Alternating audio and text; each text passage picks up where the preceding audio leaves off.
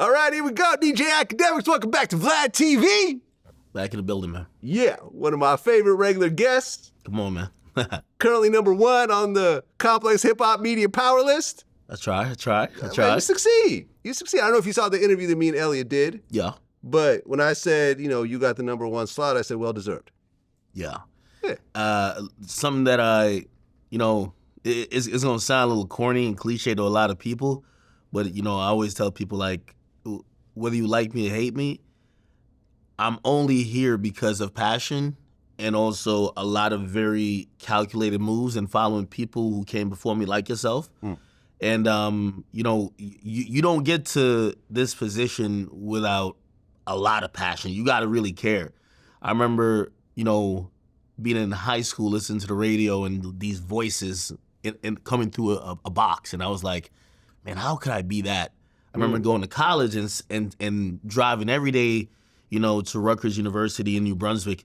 And I would pass like these big highway signs and I would see like the Breakfast Club up on these billboards. And I said, wow, these people are like these mega stars. Like, how do you get to be that important in media?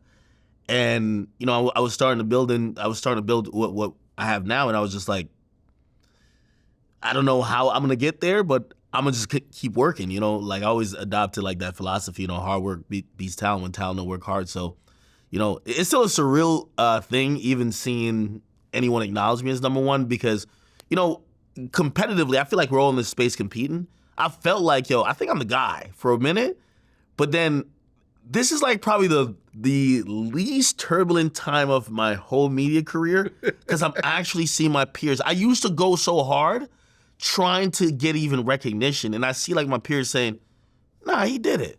And like, it's almost like, it's such a humbling feeling that I can't do anything but just like, thank you, you know what I mean? And, it kind of encourages me to keep going forward because now I'm like, what happens when you become #1? I never planned beyond this, right? Like, the goal is always, all right, you get to a point. It's like when you want to be, like, whoever's watching this, we all plan or we hope to become, say, a millionaire or really successful. What happens when you now become a millionaire? Here's the thing. Most people lose the money, right? Or, for example, okay, you become #1, but I want this, I was #2 last year, I'm #1 this year. I want the story to be continued where, no, I didn't just hit that plateau once. Like, again, I'm not saying I'm gonna stay #1, but I want it to be where it's like, you're not the guy who's like a one-hit wonder in hip-hop gotta feel bad. Like, at one point, everybody was on your D. Like, everybody's rocking with you. Pause, by the way. But it's like, when you fall off or when you're not nowhere near the heights that you've always wanted to reach, you gotta feel shitty. I talk to some of these rappers these days, and they all have that moment, and it's like a depressing conversation. And for me, I would, like, what I've always prayed for is a career of continued excellence and consistency. So, I felt like after I soaked in okay, all right, your peers are acknowledging you, I'm like, damn. Well, how do you keep away Kai Cenat? Because, I mean, he's pretty younger. Much... he's the incumbent. He's getting a certain angle that, I mean, that you kind of started, but he sort of expanded onto. Yeah, I would say... Because you got the video games to go with it, and you know what I'm saying? It kind of crosses over. And I said, when me and Elliot talked, I said, well-deserved for Kai. Yeah, I would say I started, like, the hip-hop streaming angle. His angle is so bigger. Like, I was watching him this morning. He's doing a stream with another guy who's, they both have, this is at 6 a.m. Don't ask me why I'm up at 6 a.m., but I always say only losers wake up at 11 a.m., okay?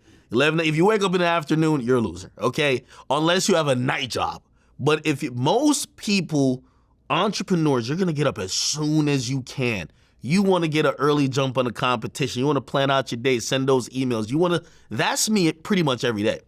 So I'm up and I'm like, all right, I got to wait for the regular losers to get up about like 11. The guys who were drinking last night, they were hanging with the girls, but they all claim they're hustling, but okay, cool. They're going to get up in a few hours. So I'm sending emails and I'm usually put something on, maybe a Vlad TV interview or something like that. Anything, some entertaining. But I go on Twitch and YouTube and I see Kai Cenat streaming with another guy who's hugely popular named Speed. He streams on YouTube. I show Speed? Yes. Yeah. Streams on YouTube. He streams on Twitch. This is at 6, 7 a.m. this morning. Both of these brothers have over 100,000 people watching them. And I think that's where they revolutionized the game. Yeah. They have this audience where it's like, wow. I feel like what they've done, which is smart, is that the problem that, for example, I run into is that I put out content and after I put it out, it gets bootlegged everywhere. Yeah. Right? It shows up all over TikTok. People do shorts on YouTube. It shows up on Twitter. You were probably one of the original, like, let's bootleg his stuff guy, right? Yeah. It's hard. It's like whack-a-mole. Like, you can't, I file copyright strikes, but you're not going to get it all, right? I feel like a majority of my views are coming on platforms that are not mine. Mm-hmm. But what the streamers have done is they get around that by like, yo, here's the live experience. You can't bootleg it. It's happening right now, and you got to tune in. It's a live show, and that's where the brilliance of it is. And shout out, man. I've never been that old man on the porch. I've always, Kai Cenat even hit me very early on and wanted an interview, and I said sure. He just never responded, and then he ended up taking off afterwards. But you know how me and you got down. Like, I reached out to you early. I reached out to Charlemagne early. I reached out to everybody very early, and this is why I have these kind of relationships and why I have the guests on my show. Kai's a natural star. Yeah. I seen it from the get-go. When I was watching it this morning, I was just like, and I said this to a couple artists. I interviewed Polo G, which we'll probably talk about a little bit later. I said, what Kai is doing, first of all, like, I know a little bit more about the behind the scenes, and it might just seem like a guy just getting up and just, they used to crap on streamers, be like, hey, you're just streaming from your mother's basement or your bedroom. This guy, he has like a multi-hour, sometimes 24-hour, it's SNL. It's SNL for kids. He gets people to do improv.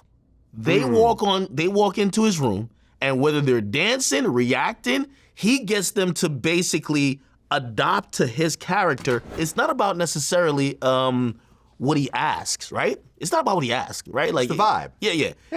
He's not gonna be like, hey, listen, you're in a beef with so-and-so, what's up? Like, that's not his thing. His thing is, hey, you're here.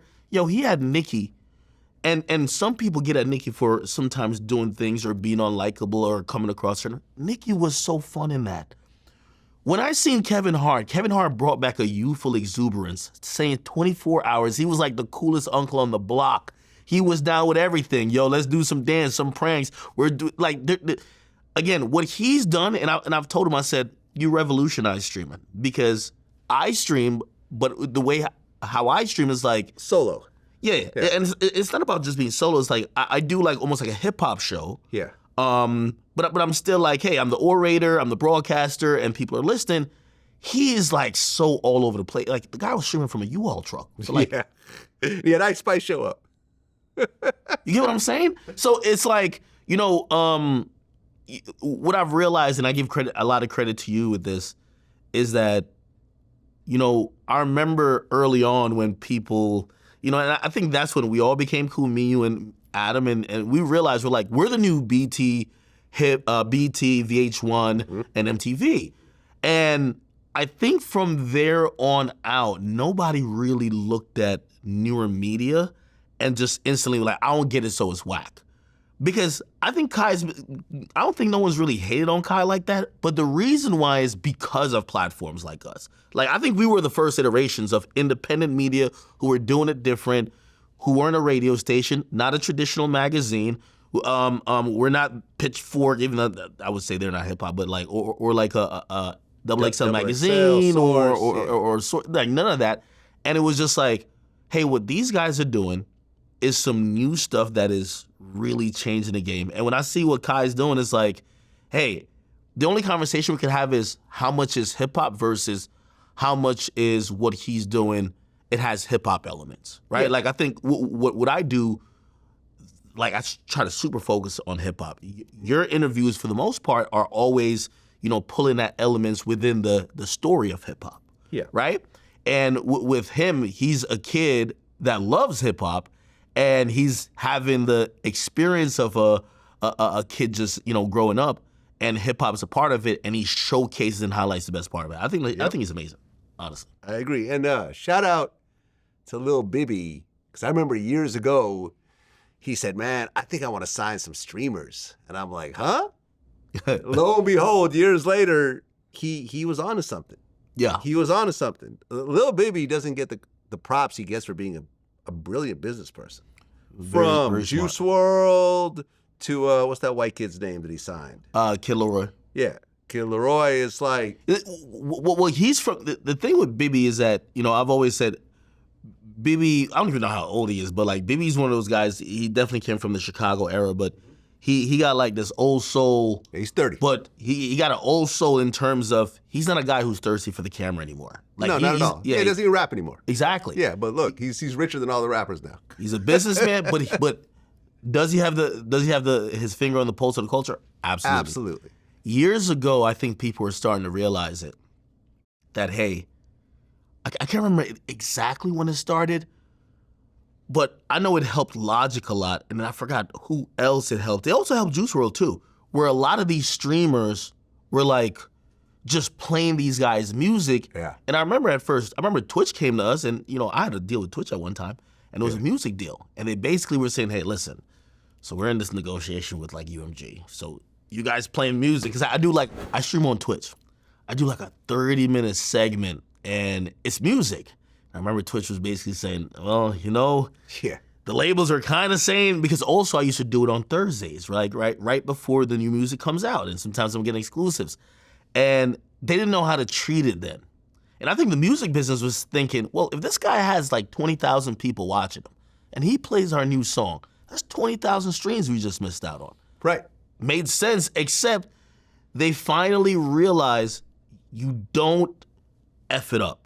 And effing it up would be, that's promo. You have to, you can't think that every listen of your song should be monetizable, even though you want it to be. That's promo.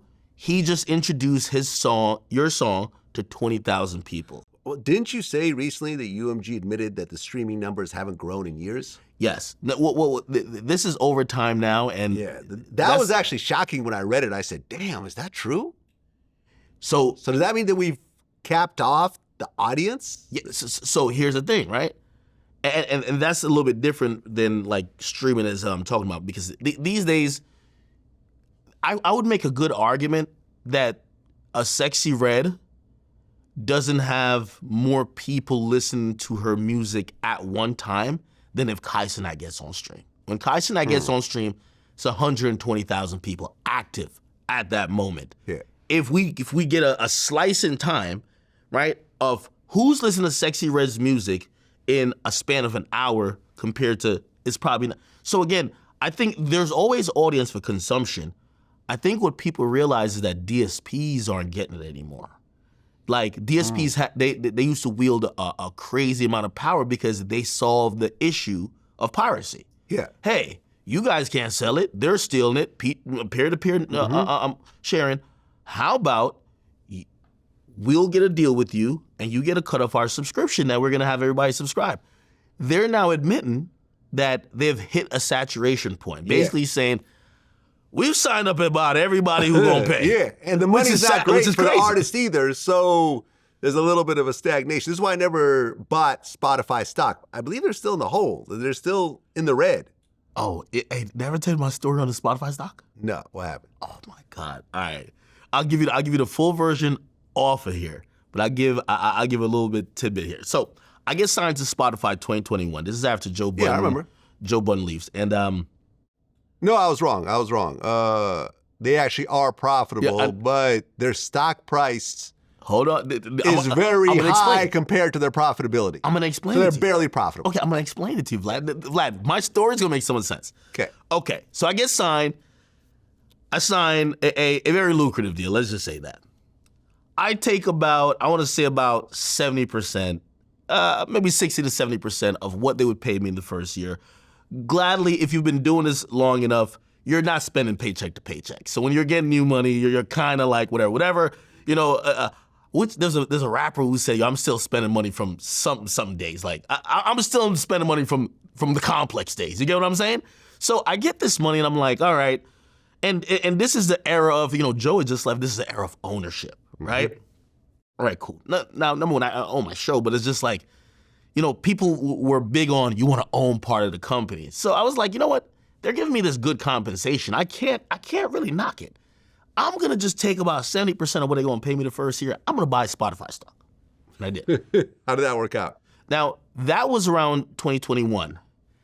If you pull up the stock chart. To pull it up, yeah. Right? When that happened, right? Yeah. Okay. It was about $289 back then, and then Good. it plummeted to about $79. Got you. A year later. Okay, let me tell you the story. So let me tell you this. That's like a 67, like Vlad, a two-thirds I was down drop. millions for two years. Yes. But if you understood the industry and you also had a little bit of faith, and you can never really predict it, but I knew streaming wasn't going anywhere. I knew it was going to bounce back. I'm going to tell you why. Right, because if you had bought at the bottom, which was about November 2022, about $80, you 4 times your money today. Yeah. So when I bought in, it was. But back then, if you buy, you're about even now, a little bit up. Depends on the date. I ended up multiple 7 figures up. Nice. Again, I probably got in around $250. I sold at $330. But if you extrapolate millions, yes. Okay, so you made about maybe 40-50% on your investment, which is nice. But it all made sense because of this. So when I first got in, Spotify was in the, hey, we're still racing with Apple Music, right? We're trying to get as many subscribers as possible. They signed the big deals. Okay, we need a hip hop guy. Hey, Ak, come over. Here's some millions. Hey, Joe Rogan. Hey, Call Her Daddy. Hey, this. Hey, that. They're spending out the ass. Now, here's the thing. What was driving the subscriber price at that, the stock price at that time was subscription numbers. Hey, every quarter they're like, hey, we 25% more subscribers. Yeah. So the stock price is going through the roof. Also, it's pandemic. Everything, all tech stocks, if you know anything about stocks, by the way, Vlad. If you saw Zoom stock during that time and where it is now, if everyone who bought a lot of Zoom stock during the pandemic lost their goddamn shirt. Hey, by the way, I also want to say this, no free plug to Vlad, even though I'm giving the free plug to Vlad. Hey, if you've been watching Vlad TV's channel for over 5 years and you've not learned anything financial, because I learned this from you. You put me onto like a lot of this investment stuff. Yeah. You're stupid. Because if you're just watching for mindless entertainment and you don't catch on a few things, it's okay. All right, let me just do this real quick. Okay, so I bought it then. That's when Spotify seemingly had just this unlimited potential. What ended up happening, they spent so much money signing talent, me included. Yeah. They were trying to get so they were reporting losses, but they were saying, hey, we're getting subscribers. But the investors are like, well, you're kind of not. What they did was they kind of start maxing out on, okay, well, Joe Rogan, you're going to bring us this. Ak, you're going to bring us this. All their acquisitions were bringing as much subscribers as they could, and the stock price goes down, tanks. Goes to 80. I'm looking at my portfolio. I'm like, I'm down a couple million. This looks crazy. I'm an idiot, right? So I'm like, I've been working at Spotify for free. What ended up happening is that, and this happened. This is happening now. It's about to change with Atlantic Records with Warner. So Warner, like for a company to get the stock price up, all you got to do is cut costs. In 2023, Spotify stops doing all signing. No more exclusives. No more deals. You know this. Yeah, well, I had a deal that was in the works that basically shut down around this time. Yep. I don't know exactly what it was going to be, but I was told that all the deals are done, including mine. They stopped spending, and when they stopped spending and they got people off the books, the profitability went up. Including me. So me leaving Spotify helped the stock price. Helped the stock price. All of a sudden, that price started running up. Yeah. That junk got to about 330. Yeah. I said, sayonara, let me get out of there right now. Yeah. Because I definitely 337 right now. Yeah. I bunkered down for a bit. But yeah, what's happening right now with UMG and the streaming companies is that the streaming companies, Well, UMG snitched on them. Hey, y'all can't add any more people. Y'all figured out all the people that would pay for streaming. So what's the options? You see, you're a businessman, I'm a businessman. Mm-hmm. Well, you got to either get more money out of the people that's already paying, or you got to raise prices. Well, how sustainable is that? And now that's why the record companies are looking like, if you can't add new people, we want to keep growing revenue, you're either going to have to raise a price, or we're going to have to do things to offer new products to the people that already pay. Yeah, they introduced video. That's a new thing. But yeah, they probably maxed it out. And, you know, Apple obviously has a big chunk of the overall streaming market. There are a couple other platforms. I mean, iHeart does a little something. It's like 3%, you know, because I'm on Spotify now as well. But yeah, you cut costs, you shut down these giant deals, and you make yourself more profitable and stock price goes up, but that isn't exactly sustainable. Yeah. You can't keep cutting prices. I mean, keep cutting costs.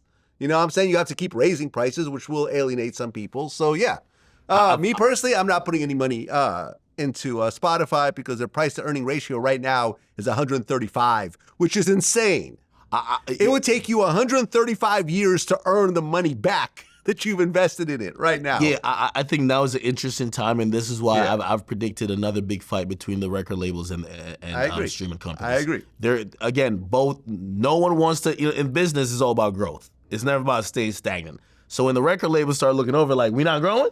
Okay, we just need more of the pie. Let's renegotiate the terms of the deal. We were getting 60%, we need 80, right? Yeah. Or else we're pulling everything off. Exactly. And then we'll just go with Apple. Yeah. Spotify's gonna be like, all right, well, how about you get 70, but we're raising the price to $30? You know what I mean? And of course, you can go with Apple, and Apple probably agreed to because they don't give a shit anyways. They're just looking to sell iPhones. Yeah. You know what I mean? They could lose money on Apple Music. They could lose money on Apple TV Plus or whatever, as long as they sell another iPhone. And Apple already, you know, there's a lot of stuff behind the scene that if people really care about it, they would know. But it's just like Apple already took themselves out of the marketing conversation and trying to grow the streaming market, because once they got to a certain point, they realized that that's the only play that Spotify had in town. They're like, we just wanted to be the number one in the US, which they were. Spotify was the biggest globally, and they said, we're done spending. We're just trying to sell you these iPhones, okay? Yeah. That's it, okay? We're not investing anymore. This whole thing started because Apple is the one who started putting money into the streaming market because they started the exclusives. But they stopped. They said, fuck it. iPhone 17 coming soon. Well, you have always been the magnet for beef in our world, but recently, it's you and Elliot Wilson, man. The OGs is scrapping. I'm starting to hold the crowd a little bit, and just today, me and Marlon Wayans has spilled into the public in a very interesting time. Well, it started like this. I've always had a lot of respect for Marlon. I think he's a dope actor and comedian. We've, you know, DM'd each other from here and there. You guys did an interview, didn't you? Well, a long time ago, I was at a press junket he was doing a movie. I forgot which movie it was, and we did a little short interview. We never actually did a real sit-down. Okay. Right? But I remember when he did his comedy special, I said, yo, it was really dope. Congrats. And he said, thank you so much, and so forth. So I was like, yo, let's do an interview. And this woman emailed my assistant, and I'm like, does this person represent you? He said, yeah. So we're like, okay, cool. You gotta make sure after that Boss Man D-Lo thing, yeah, right? Exactly. And I'll talk to you about that too. I'll get into that afterwards. But so, you know, he's like, yeah, this is the person to negotiate with. I said, okay, cool, it's legit. She came back with $40,000 plus 30% of all future revenue. Okay. Now, I'm going to be honest with you, Vlad, I blame you for this. No, I'm gonna tell you, I blame you for, you see, what happened in the interview world, I think you set the precedent, which is great. Like, I think artists like Boosie has even admitted that just working with you is like, it's not only a sustainable, like, that income he probably gets with you would be sustainable for most people if that's the only thing they did, right? Yeah, and I stand behind that because Boosie has consistently brought in numbers. Now, keep in mind that when you look at the Boosies of the world or all my other big regular guests, they usually started out doing free interviews and consistently kept bringing in numbers. And then at one point, I was like, hey, listen, I want to have you on here not every so often when you're on a promo run, but I want you on here all the time. So let's work out something where you get paid as well. This is why I'm blaming you. Let me explain. Let's go. So originally the interview was seen as a way to promote whatever that person wanted to promote. It was like a what was it called? Quid pro quo. Yeah. Okay, and it was basically like, okay, there's an inherent benefit for both of us. And that was the thing for many artists that were in, a lot of people think that like the Breakfast Club is paying for an interview. No, like if your label is gonna send them up there and it's gonna benefit them in promotion and it's gonna benefit Breakfast Club for content. Well, slow down for a second. When it comes to radio, there are things that are happening behind the scenes. Okay, right? Yeah, so it's like, okay, there's look, some deals too. Yeah. Look, so let's just keep it 100 because this is where the radio people, like the Breakfast Club, have a certain advantage.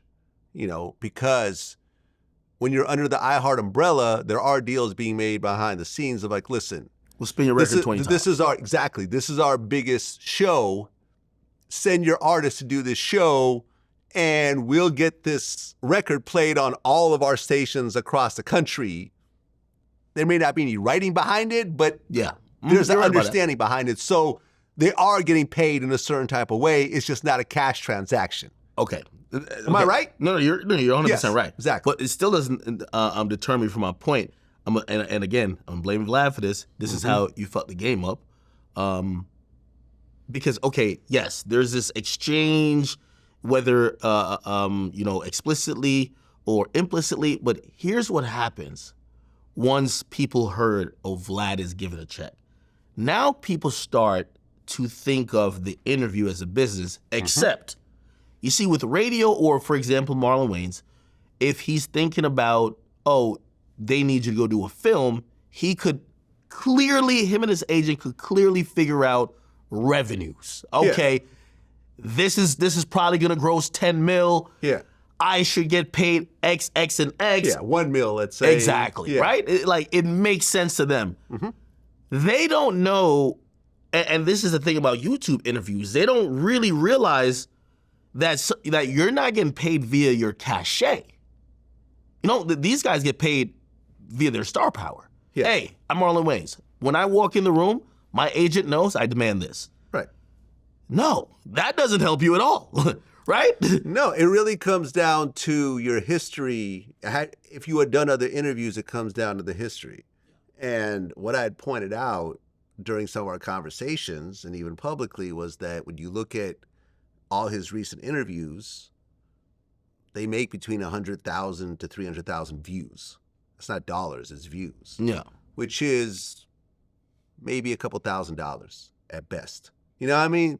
You look at a Boosie, he consistently brings in like 5 million, 7 million. Like, this is where the bigger numbers come in. But, like, for example, when me and Marlon Wayans did the Breakfast Club around 9 months ago, about 1 month apart, he did like 300,000 views. I did like 800,000.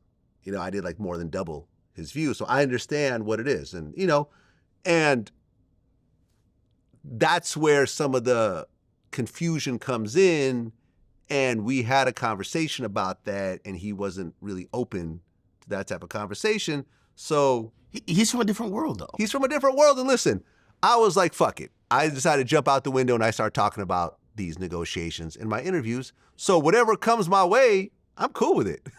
I could have kept to myself, but I didn't. So whatever backlash comes from it, cool, no problem. Do you think that was poor businessmen, like ethics? Because some might be like, well, a lot of these guys, they give 15 different people 15 different prices. Like, for example, a rapper who says he charged $100,000 a show, no, he don't. He charged this guy 30. He charged that guy 60. Yeah. He charged that sucker over there 120. Yeah. And everybody gets different prices because no one just puts it out there saying, exactly. He only charged $60,000 just get him some weed and some bitches. Right, and I understand that he does Breakfast Club for free. I understand that he does Drink Champs for free, and that's based on his relationship and everything else like that. Where I got somewhat insulted was that what he was saying was, what I took it as, is that he doesn't respect the platform and what I've built. because okay.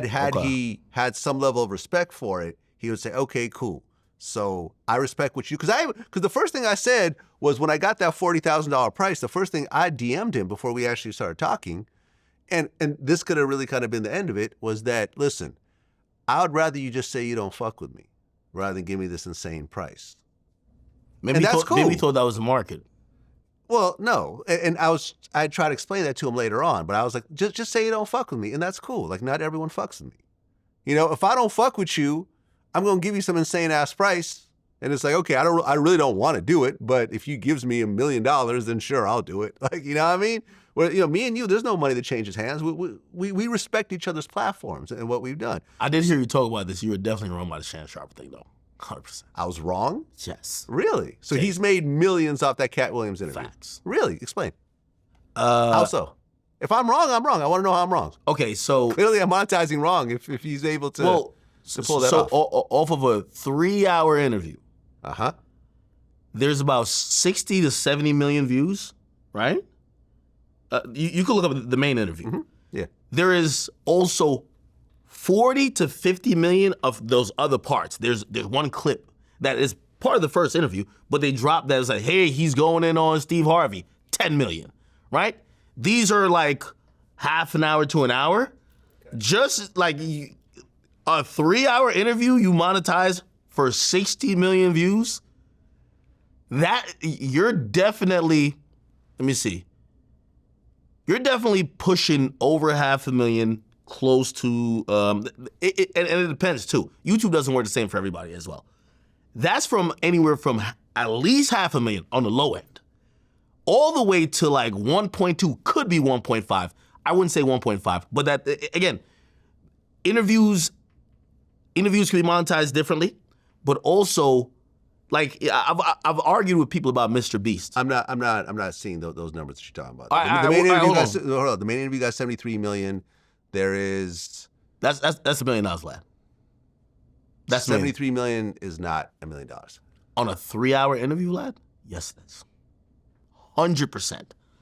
A 3-hour interview. On a 3-hour interview? Yeah, if they watch the entire thing from start to finish, maybe. But in general, most people watch the watch time on that thing is going to be at least like 30 minutes on average. That's $1 million. Listen, what I've heard is that maybe he's made some money off the liquor. Maybe there's some red ads. Let's break the fourth wall. Let's break the fourth wall. Yeah. If you have a successful, and this is for anybody who has a YouTube channel in good standing. We're not talking about you're in a preferred program, nothing crazy.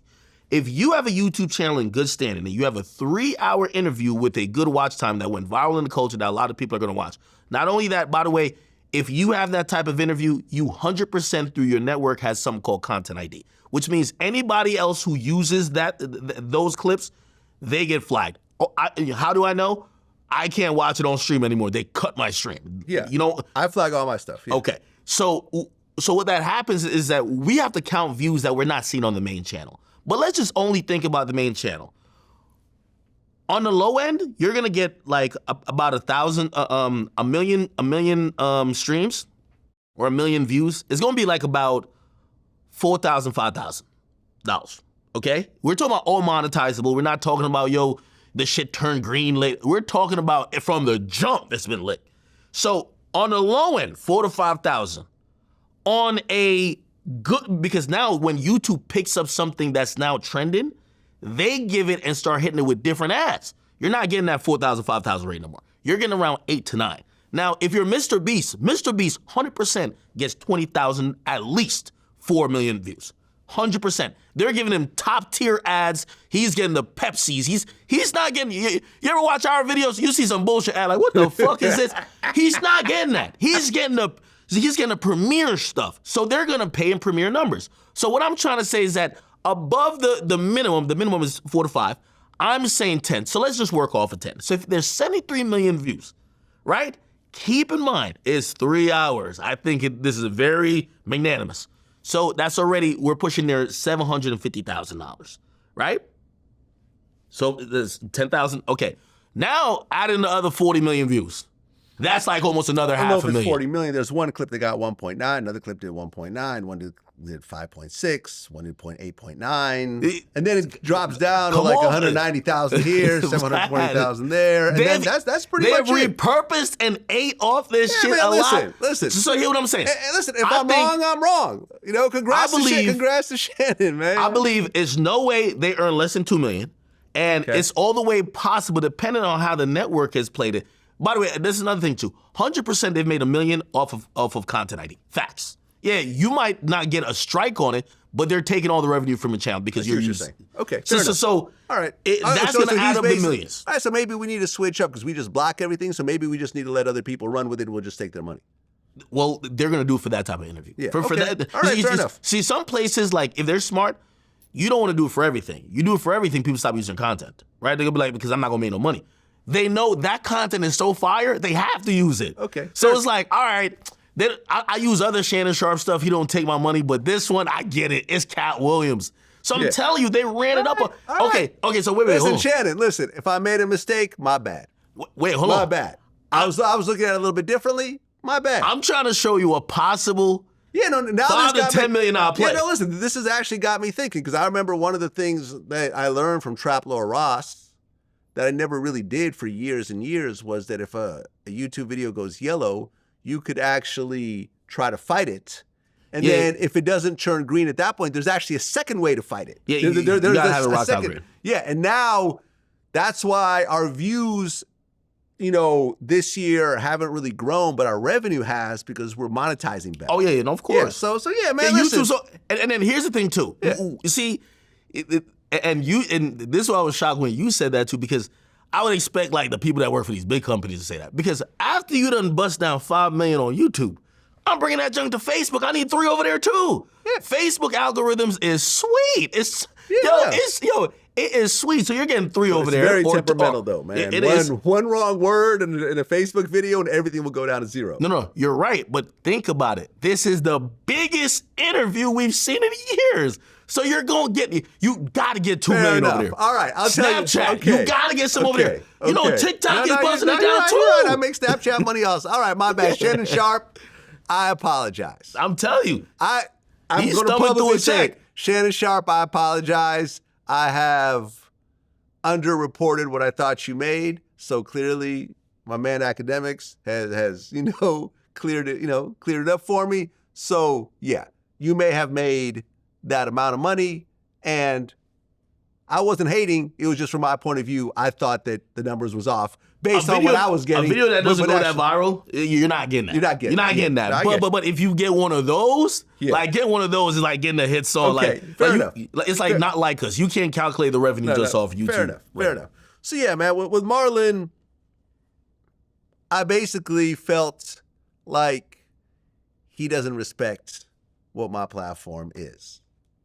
Maybe he didn't understand because I thought maybe he didn't understand because once I seen him ask for revenue, that sounds like something when you're doing a show. Yeah. Like when I was doing Everyday Struggle after Joe left, I said, I need some percentage on this bitch. You know what I mean? Like, No, but even then, they're having a whole accounting department because that's how it does work when you have a show.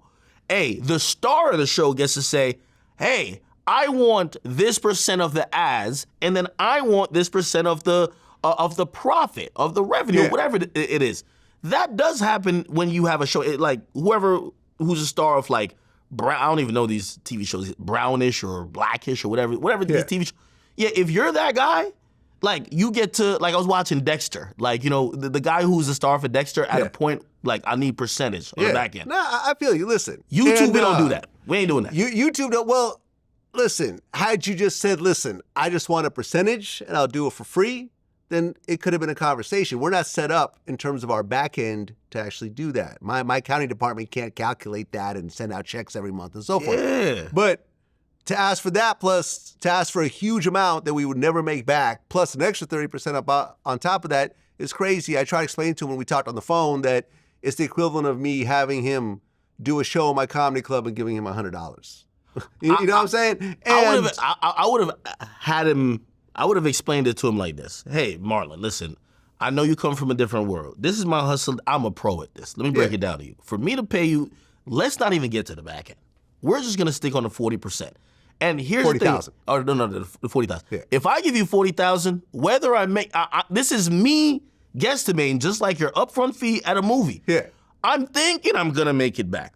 So for me to pay you 40,000, let me see, how many views are we talking about? I got to get like 10 million views on it. And historically, you have not gotten anywhere near that amount. No, you know I would ask him, like, okay, so I need this interview. I'm going to chop it up into 20 parts, and I'm going to have the main one. I need to get 10 million views. Altogether. How confident are you that we're going to get that? Yeah. I think if you said that to him, and I would just give the data. And by the way, I looked at your last Breakfast Club interview. You only got like 150,000. It was very entertaining, but it only got 150,000. Yeah, exactly. It's no way a guy with a brain would have said, but I still deserve it. Yeah. You know what I mean? Look, and I gave him an offer which I thought was fair, and he just said not interested. And I guess it was like... That's where the lack of respect is, right? Yeah, and as opposed to like, okay, well, let's just work together and actually try to do it, because I feel like had he come to me and said, listen, I want to do something with you, Vlad, and I want you to do something on my platform, number one, I wouldn't even charge him because I respect him.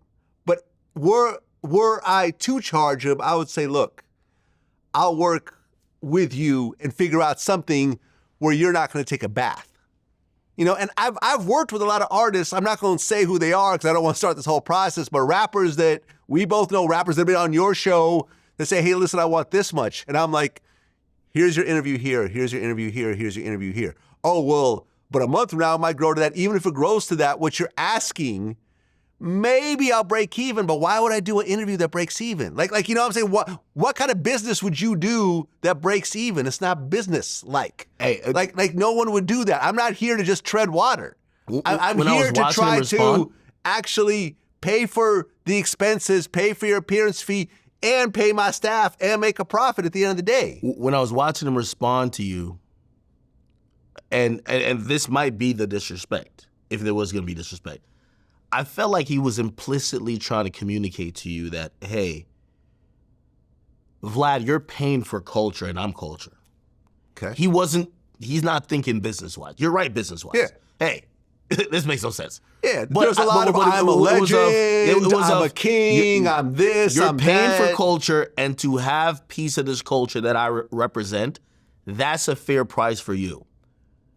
And obviously, if I'm you, I'm turning it down, right? But I think your perspectives of how you look at it are very different. Because if he thinks that you're just trying to buy into culture, as opposed to you're like, I'm running a business on what interviews could get what views. It's like I've already bought into the overall culture. Yeah, no, I'm already part of this. I interviewed his TV dad. No, I agree. You know what I'm saying? John Witherspoon. No, I've interviewed a lot of his co-stars and everything else like that. People like D.L. Hughley fuck with me all the time. But he's just on my show. So my thing was, you know, and you know, I said, go ahead and respond. And of course, he responds with the race card. Oh, you're trying to bring a black man down. You're trying to play divide and conquer. Then he turned into the, you know, oh, you never show your face. I said, well, when I do show my face, I get twice as many views as you do. Oh, you're ugly.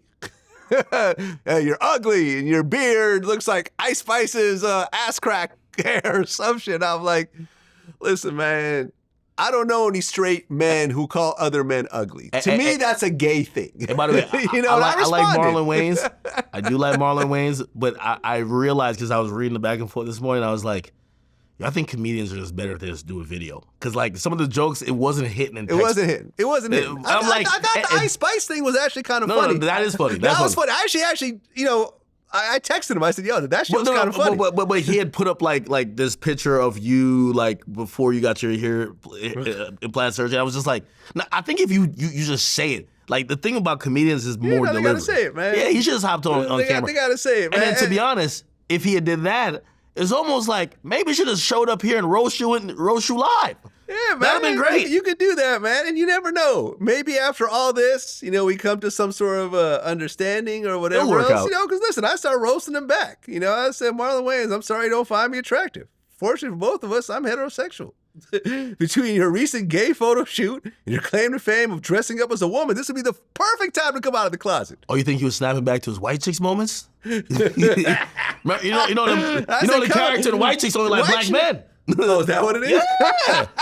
Yeah, big buff black man. He finds me ugly because there's a black guy that he really wants to have sex with. I said, coming out as gay in 2024 surely revive your declining acting career. Since I turned down your 40K, maybe you can do a gay porn. Marlon Gayans would be a great porn name, by the way. Hey, one thing I'll say, to Marlon Wayans, your family name is royalty. It's royalty in culture, it's royalty in comedy. Which is why I reached out in the first first place. Yeah. However, I do think this is a overran joke. Y'all have beaten it to the ground. This whole Vlad is a culture vulture, or he's trying to bring that is like, there got to be a new angle now. There has to be. I'm a Fed. Yeah, like, come on. Yeah, that angle's also like there has to be a new angle that hits hard. Like, you got to come up with a new narrative. Hey man, listen. Look, like, was I unprofessional? Yes, of course I was. Did I overdo it? Yeah. You could have said the same thing and not said the name. But I think people would be like, yo, who the fuck would ask for that, right? Yeah, man, listen, I jumped out the window, and whatever comes my way, I'm cool with it. Like, this doesn't bother me. Like, I actually thought it was funny, like some of his roasts. Like, there was something like, he said I have Muppet hair for my beard. I'm that's kind of funny, actually. Like, I like the funny Marlon Wayans. I don't like the race baiting, Marlon Wayans, the pulling the race card that I'm trying to divide, black men, because that's the easiest thing to do. Oh, it's a white guy, so let's pull the race card first. Hey, that to me is lame, because listen, I could have gone below the belt also. I could have started talking about all types of family shit with him and everything, but I thought that's just like, has nothing to do with what we're talking about. You know what I mean? It's business. It's just business. And at no point did he ever justify that for Vlad, you better than me. A rapper asked me to pay for his flight, and I thought I was the most bummest shit ever. I'm like, nigga, you can't get a flight. I'm like, I've paid for a lot of rappers' flights. No, it's not. It wasn't even that. It was just like, I know you're promoting. A lot of rappers got flued out because of Vlad. But then again, the thing is, though, it depends on if you're in season and off season, right? For me, the reason I started flying rappers out was because... you can know when they get here. Well, no, it's a couple of reasons. Because the thing is, a lot of times, because I'm behind the camera, I do a lot of remote interviews. Oh, right? Okay. And we would do these remote interviews in, like, let's say, Ohio or Miami or whatever, or and I would have to hire a cameraman. I'd have to get a studio. The quality wouldn't quite be the same. So when you add up all the costs of filming remotely, it'd actually be cheaper just to fly them out and go to our actual studio. So it's actually cost effective and quality. You know what I'm saying? But look, at the end of the day, Marlon, like, look, I respect you.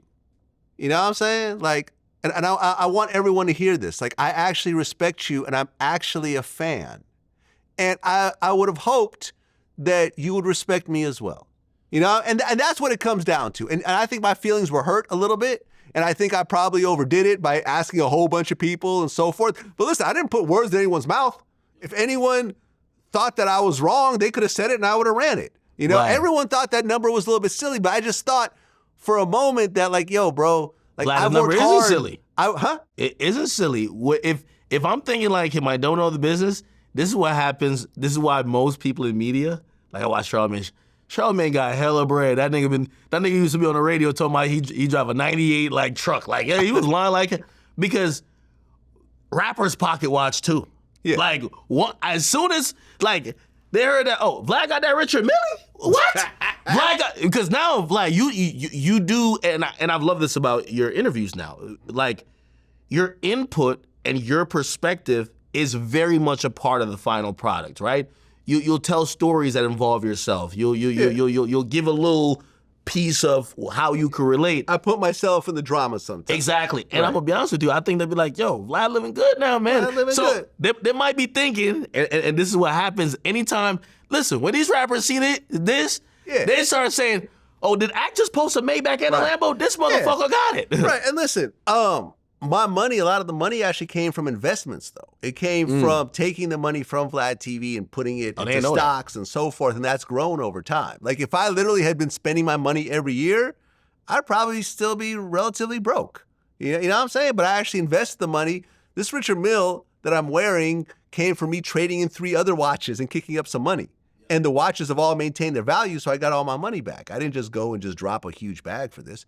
It was like, these are moves, and I've been doing this for 16 years. So anyways, listen, Marlon, I apologize for jumping out the window the way I did. You didn't really deserve it, because honestly, at the end of the day, it was just a business negotiation. I could have kept it to myself. I overdid it. There we go. You know what I'm saying? Yeah. And at one point, maybe we could work something out, because I do actually respect you. That was the reason I approached you in the first place. You know what I mean? And I just hoped that you would see what I have done over these years. And Vlad TV has gotten, I think, close to 6 billion views over time.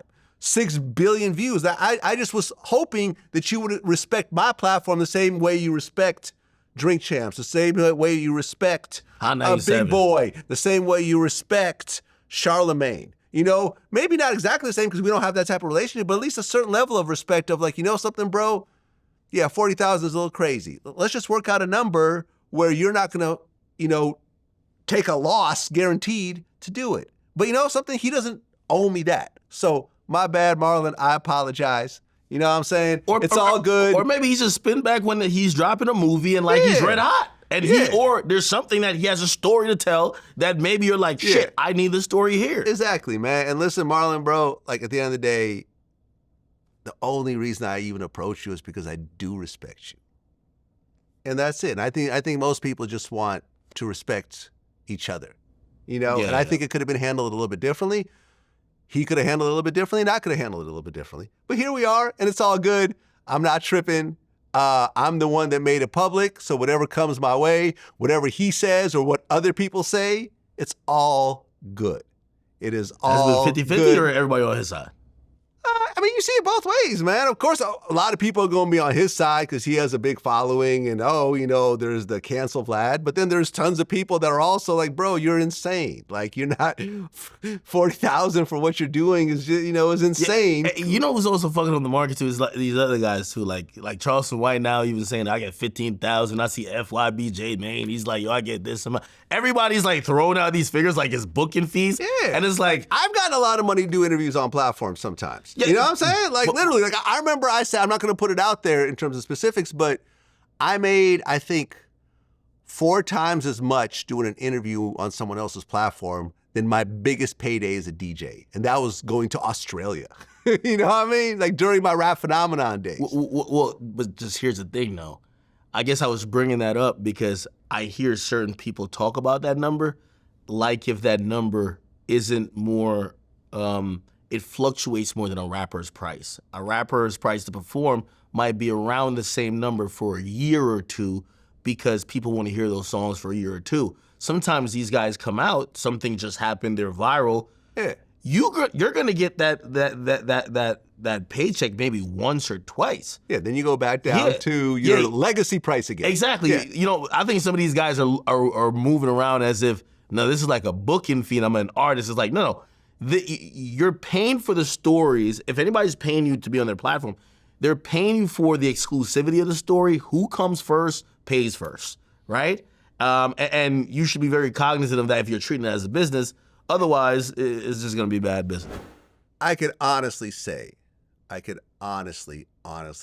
this is not me saying it, this is people like TK Kirkland saying it, that being on my platform, especially on a regular basis, has consistently increased people's bookings. My audience, especially in the comedy world, is immense. And I have yet to hear someone who did Vlad TV and then go back out and not seen their bookings go up significantly. This is why you always see TK on my platform. He said that Vlad TV transformed his comedy career, you know, since he started. And this is why he always comes back. You know what I mean? And that's the thing also. I felt like, I feel like, bro, like I've earned this spot in this comedy world of actually working with comedians. And you just want to be in White Chicks too, man. That's it, man. Just tell them you want to be in White Chicks too. Yo, man, you're in White Chicks too right now. I'm in White Chicks too, and that's what it is, man. Listen, shout out to Marlon Wayans, bro. Marlon, we love you. We love you, bro. and I do also. And you know, some of the shit you said actually today was pretty funny. It was pretty funny. And I can say I've gotten roasted by Marlon Wayans now. And you know, you mentioned the whole Boss Man D-Lo thing. This thing was very weird. What happened there, Vlad? Okay, so here's what happened. So I have a booking guy who books a lot of interviews for me. And he was like, yo, I got Boss Man D-Lo. And I'm like, all right, great, let's do him. And he's like, okay, he wants this much for a booking. And it actually wasn't a huge amount. I said, all right, cool, no problem. Okay, but he wants a 50% deposit. And I'm like, the amount was so low that it seemed weird that they would ask for it. So I told the guy, and this is the first time I ever told this booking guy who's been with me for like 10 years, I said, look, this sounds fishy, but I'll pay this, but if it goes bad, it's on you. You got to cover the cost. You said it to your booking guy? To my booking guy. And I've never said this before, meaning that I'm not going to take the loss if this happens because it already looks fishy in my eyes. He's like, no, bro, I'm telling you, it's 100% legit. I've checked everything else like that. I said, cool. We pay the deposit, and then they come back with like, oh, we thought you meant a remote interview. We're not going to do it for this low. And it's like, we'd already booked the studio and the cameraman and everything else like that. We're going to need this much now. So we need another deposit. And I'm like, this is some bullshit. Like, typical scam. Well, return the deposit. No, we're not returning anything. So I call him up and I'm like, bro, what the fuck? I'm like, is this even real? He goes, it's real. They called me from the number that was on the actual booking page, on the Instagram page for Boss Man D-Lo. I said, well, shit. If that's the case, then it must be someone in his camp that's scamming, right? So I went public with it. I'm like, yo, Boss Man. Did you ever DM him? These motherfuckers are responding. I wasn't handling the booking. See what I'm saying? I wasn't in the mix. Okay. This was someone else handling it, but this is someone who has booked literally probably hundreds of interviews for me. He booked Boosie for me originally. You know what I'm saying? Like, this is my guy. And so I said, yo, let me just go public with this shit, just so because he may not even know. And if I do it, it's going to make some noise. And he responded, like, yo, bro, I don't even know who the hell you're talking about. So then the manager DMs him with a phone number. He talks to her and then puts me on the phone with her, right? So me and her are talking, and she's like, listen, we don't know anything about this. We don't charge for interviews. But this phone number has now, you're like the third or fourth person that has basically told us that they've gotten scammed off this phone number. But isn't it in his bio? What I didn't know is that you could actually scam by using someone else's phone number. I didn't even know about this, but everyone in the comments started commenting about this in the replies. You could call someone from someone else's number and make it look like they're calling. That's what happened. But I thought you guys reached out to them first. So they reached out to us. See? Oh. See what I'm saying? Oh, okay. It was a one-way call. I didn't have all the details, but he was like, yo, bro, they called from the phone number that's on the Instagram page. I got scammed like that one time. You see what I'm saying? It'd be like, yo, you have my phone number, right? Yeah. Someone calls you from Vlad's number. Oh, yeah, it's Vlad's number. And it might sound, oh, yeah, yo, I'm Vlad's man. Yo, I'm calling from his number right now. He wants you to, he's in trouble right now. He needs $1,000. Yeah. You said $1,000. And I'm like, I never called you. Like, you know what I mean? Look at my call log. So she basically was like, shit, man. No, it's slick. And she was basically like, this number has been used now for multiple scams. So we're taking this number down. And that day, if you look at my response, that phone number was removed that same day from the bio. So I basically had to come forward and say, listen, this is what happened. This number has been compromised. They've taken this phone number down. They didn't do anything wrong. Yeah. But now we have a connection with him. And then maybe when he goes on a promo run, we're now talking. I took responsibility for it, but we took a loss on this. You know what I mean? But I am, when I get around to it, I am actually going to press, because we actually zelled the money. And even though I didn't take the loss, I actually am going to file a police report over this. So whoever got that money, y'all going to get charged. Fed time Vlad back at it, man. That's right, Vlad the feds. No, man, of course. If you going to steal from me, I'm going to report be honest with you. There's so many little dishonest... Right, because it went to someone's Zelle account, and whoever's account that went to... Vlad, play this. There's so many... They're going to have to, There's so many scams where people will act as, fake booking agents or promoters, and they'll get, at least I don't know how much you charged, but it seemed like it was a lower amount. Shoot, I heard a story that, somebody had collected booking fees on behalf of like Tory Lanez. So now Tory didn't show up to the event. He didn't know it was booked. There's some street niggas. They don't know what the fuck is going on. Yeah. They see Tory somewhere else. It's static. It's like, what's up? So Tory's like, what are you talking about? Like, what do you mean I scammed you? Yo, fuck all that. Yeah. Give us the money back. Yeah. And he's like, what are you talking about? Money? Yeah, man, listen, this was new. I didn't know that you could call from a fake number. Learn something from a number, not a fake number, but someone's actual number. I didn't know you could do that. In the future, it's going to be like, all right, let me call you back on this number. Yes. Let me DM the actual manager and get a response. Let me do this. Let me do that. Listen, we took a loss. You live and learn. But yeah, Boss Man D-Lo, man, he didn't do nothing wrong. His management didn't do anything wrong. And when me and her talked, man, she was very professional, and she was very understanding because it's happened to her before. I'm always weary of a rapper who's on their actual manager or rep hit me up. It usually is going to come through either the official label or it's going to come through a PR company. Yeah. And at this point, you probably know the PR companies. Yeah, no, listen, I knew it was janky from the beginning, which is why, listen, I didn't lose anything. Yeah. Right? My man lost something, but I feel bad for him. So that's why I took it upon myself to be a little extra with it. And I knew that if I was extra with it, because, she was like, yo, the label calling me. They're like, what's going on? But, listen, we all got took. They end up looking bad. We end up losing money. Like everyone, and someone pocketed a little bit of money, which, like I said, I'm gonna call the police. And the scammers got smoke with you now. Yeah, because you fucked up. You fucked up there at the game. Exactly. What's funny though is that people actually, after I post that, people start DMing me and saying that those dudes were hitting them up as well for like features and stuff like that. So yeah, Boss Man D-Lo was being used to scam a bunch of people. Not him directly, but the scammers took it upon themselves. They did it. What that tells me is that, you see, these scammers, they look at the artists who aren't strong socially and they don't have a team set up to do that, so they could spoof and scam real. Like when I remember Charleston White, they were doing it with Charleston White all the time. Like they would email outlets because people knew that he was like charging outlets. They'd be like, hey, they would say as low as like, yo, $750 for the deposit. You could, we'll lock in Charleston for the interview with you.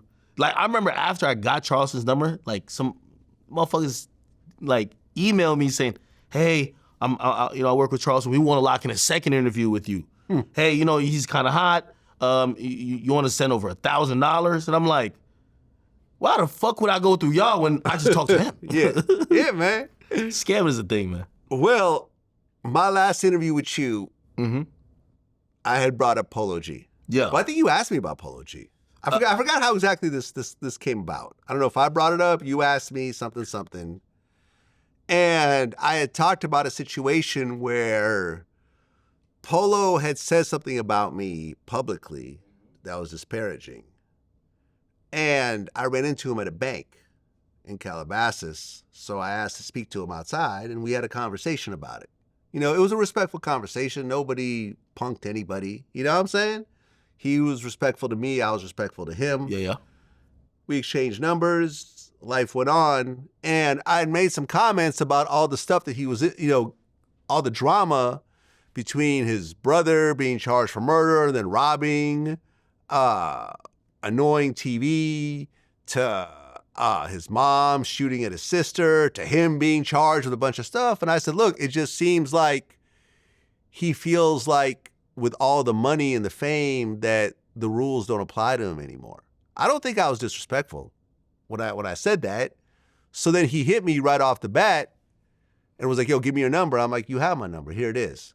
So when we FaceTimed, the first thing he started doing was yelling at me. Oh, shit. Right? Had all the jewelry on and everything else like that. Rapper mode. Oh, damn.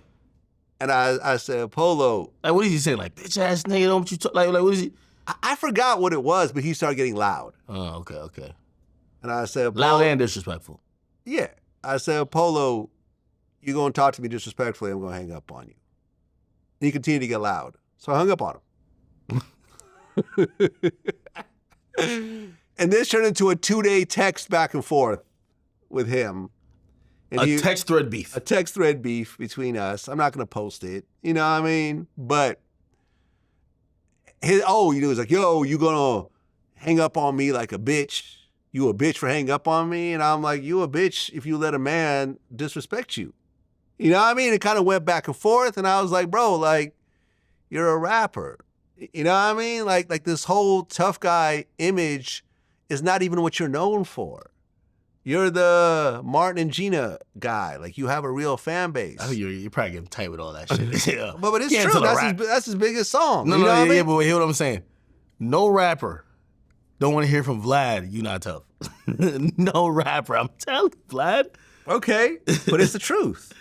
Yo, it's like, pull like this. Even the mildest, like, if I'm like, yo, you know you not tough. Like, you know, you're gonna be like, oh, damn, Akademiks saying that to me. Like, now he really gotta get tough. You get what I'm saying? But all the drama, and I started listing out, like I literally listed 19 people who died violently after I interviewed them. And I'm like, you're going the same direction. With all these arrests, with all these people around you, with guns and pulling out guns and this and that, and the shootings and the attempted murders and the robberies, and you know, you got a kidnapping charge, you left a gun and a loaded gun in New York, which is one of the worst things you could do. Not in New York. Leave a gun anywhere else, but not in New York. It's like, I don't want to see you go this direction. And it's like, oh, well, you know, we gonna see each other again. Oh, if we see each other again, we see each other again. I approached you last time. Like, I'm not living life through fear of whatever, you know? And I remember he went on your show and you asked him, and what he said was relatively accurate. Yeah, you see, sometimes it's not what someone says, it's what he didn't say. I learned a few things by what he said and didn't say. First of all, what he said, even though it didn't really explain or go to anything, but it told me his demeanor. He says, yeah, I'm not a back and forth person. I want to see you face to face person. Right, because the first thing he said was, we need to meet up. Yeah. And I said, that's insane. You with all your gun and kidnapping charges, for me to meet up with you, I'd have to bring my pistol with me. You told him that? Yeah. Yeah. If I were to meet up with Polo G in the mind state that he's in, talking crazy, brother charged with murder, mom shooting at your sister, I would not feel safe going to a meeting like that unarmed. Yeah. Which means that I don't need to go to that meeting. Yeah. Because if he started to be aggressive towards me during that conversation, I might have to pull out and kill him. Hey, right? Because I would have to protect my life. I don't know what he's capable of in that state. Hey, listen. But I don't want to do that, so I'm not going to meet up with you. Hey, universally, a lot of people call me and look at me as someone who's either on the sidewalk or green, and I happily take that label. But I've talked to my fair share of street niggas, and I might act naive sometimes on camera, but I could read the code when they're talking. Yeah. When he was talking to me, he was like, he didn't have to say it. When he says, I'm a face-to-face type of person, you gonna have to see me in person. Like, I like to see if they have the same energy. There's an implication there that if whatever disrespect or whatever I didn't like prior to us meeting up was continued in person, then maybe there would be some obvious ramifications, or maybe how I present myself to you when we meet up, you wouldn't talk like that anymore. And that is a loaded intent. Yeah. Intent. And I get it. Yeah, I comes get with it. a lot of things. Listen, that might be loaded. I've been naive enough to meet up with angry people in the past. Really? Yeah, and I regretted it. You know what I'm saying? So the funny part about this is that we could have just had a conversation over FaceTime. I think all he had to do, and he said, yeah, man, well, I'm just used to just, getting angry with people and yelling at people. And I'm like, really? Like, this is what you just do? Because it makes no sense to do that. You know how many actual gangsters and killers I've had disagreements with, and we've gotten on the phone, and they were some of the most polite people I've ever met in my life. There was absolutely no disrespect on any level whatsoever. Hey, and they got exactly what they wanted out of the situation because I appreciated how they came at me. What I realized after interviewing Polo is that the demeanor of maybe being a little bit timid and seemingly shy or soft-spoken only comes because there's a shit ton of cameras and mics in his face all the time, and he's speaking to fans. It tells me that he's not that much removed mentally from where he came from, and he still operates as such. And everything else you're seeing is him coping with his I don't want to say newfound fame, but his fame. But it also told me, and it scared me a little bit, like some of the things you've heard about his brother. I don't know if the apple's fallen too far from the branch or the tree, whatever you want to call it. So why would I meet up with someone like that? Well, you shouldn't meet up with him. Right. You know what I mean? Put like this, the most interesting part, I was asking him questions. Of course, I told him before, and allowed him. I said, I don't want to talk about your open cases, but I do want to ask you certain things. And hey, listen, you could no comment me to center. You no comment his brother's situation, which is okay, it's fine. And I did ask him about him leaving a gun or being caught supposedly with a gun in New York. Yeah. And I didn't want to ask him particularly about the case because I didn't want him to say, "Nah, of course I'm gonna have a gun." Because like, come on, I don't want a video of him saying Exhibit that. A, because DJ Akademiks. Yeah, of course he has a gun. Exactly. I think if you ask him in a certain way, he might get defensive and be like, "Man, you don't think I gotta protect myself?" Like, oh, that's like implicitly admitting you did have it. So let's not go down that route. Yeah. But I did ask him. I said, after getting into trouble for that situation, do you think maybe you would reconsider how you move? Because you're a huge artist and, certain things shouldn't even be happening around you, right? And it was almost a thing like, hey, well, do you think that maybe get some more security, make sure you're just moving a little bit different? And he looks at me and he says, like it was a very blank stare, and he was just like, no. And the no was, why would I change how I move? And I was just like, got you. I understand. It makes no sense when you could afford security whenever you move out of your building, out of your home. You're asking for problems that are so unbelievably unnecessary. Well, I think that's how we think about it. And he's a young guy, man. He's half my age. We're thinking about it very different. And listen, I understand that Polo probably thinks that I'm soft, that I'm a punk, or whatever else, but when situations have happened, I've protected myself. Sometimes with, potentially lethal force, because I'm not just going to sit down and die. You know what I mean? Like we've talked about the home invasions and stuff like that. Like I'm not, there's too many people that I support. I have too much family. I have employees. Like, you know what I mean? I have people that depend on me. I can't just let someone who's angry take me out. Like there's too many people counting on me. And, I love my own life too much. And I'm not trying to show anyone that I'm tough. When you see me out with security, these are real security. A lot of times these are NYPD, LAPD, actual serious guys, because I don't want to have to carry a gun and have to shoot someone and deal with the repercussions of shooting someone. And in certain places, you might be found guilty of murder. Like I remember when I got my gun in New York, they explained to me that if someone breaks into your house and you pull your gun out and they turn around and run and you shoot them in the back, that's murder. Now you could say, but I thought that they were going to turn around and shoot me because I saw them with a gun. Doesn't matter. You'll get charged with a murder. Yeah.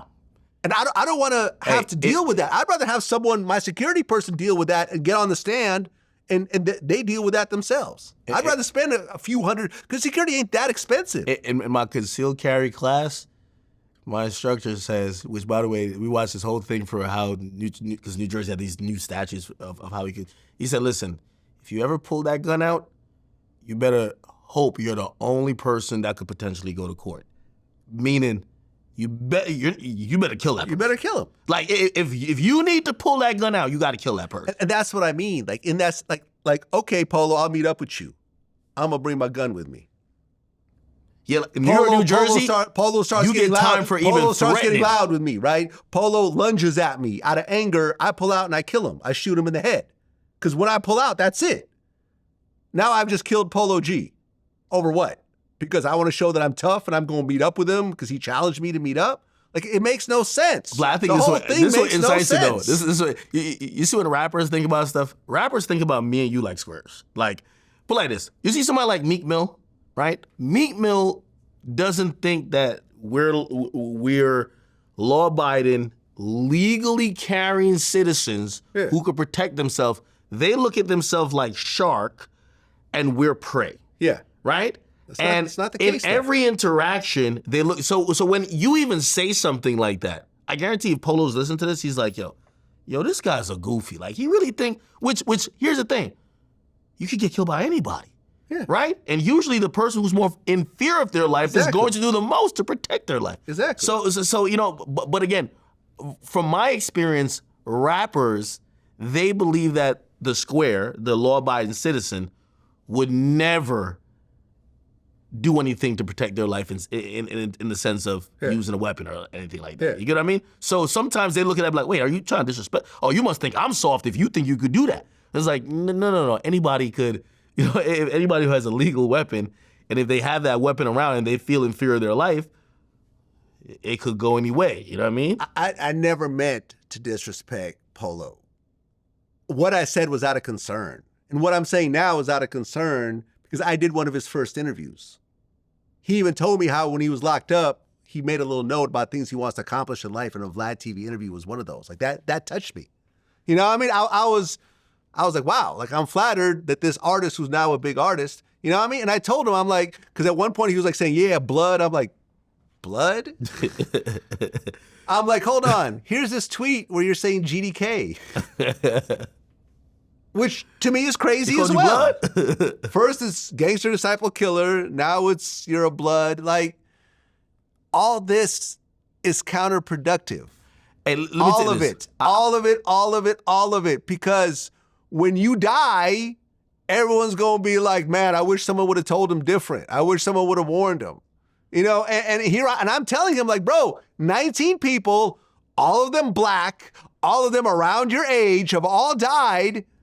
Vlad, thinking that the rules don't apply to them. That goes in one ear or the other. And just knowing rappers like Polo G, and let me not say like Polo G, just knowing younger rappers who, you know, they're not also seeing or thinking about the ramifications, how you're breaking it down. Because me and you, we've just seen. They don't see the ramifications that are happening around them right now. Right now. No, they don't. I sat with PNB Rock and we talked about 3 rappers getting robbed in L.A. Yeah. And that was PNB Rock's last interview. He literally said to me, yeah, they're going to try me, but they ain't never going to rob me. You see what happened. You know, again, you do know what happens with being young is being a little bit, you know, feeling like you're always the exception to the rule, right? Yeah. You're always thinking that, all right, well, everybody else who got, it's like the drug game. Everybody else who got caught was dumb with how they moved. I'm moving different until you get caught. So, you know, the thing is, like, from what I see with Polo G, I think he's learning. But he's one of those people, no matter what you say to him, he's probably going to take it wrong. When you list those 19 people out, he's probably thinking you're telling him he's going to die. I said, listen, I'm going to give you some OG advice. And he said, I would never listen to your advice. You don't come from where I come from. I'm like, okay, and that's cool. And usually there, you have to cut the conversation. You have to let, you know, they say experience is the greatest teacher in life. You know what I mean? It gives you the test before it gives you the lesson. And, you know, hey, if maybe this charge didn't do it, hey, I don't know how that's going to turn out in New York, but you're sitting in front of a judge who don't want to hear nothing. No. Not in New York City. Look at Tory. How does it get there?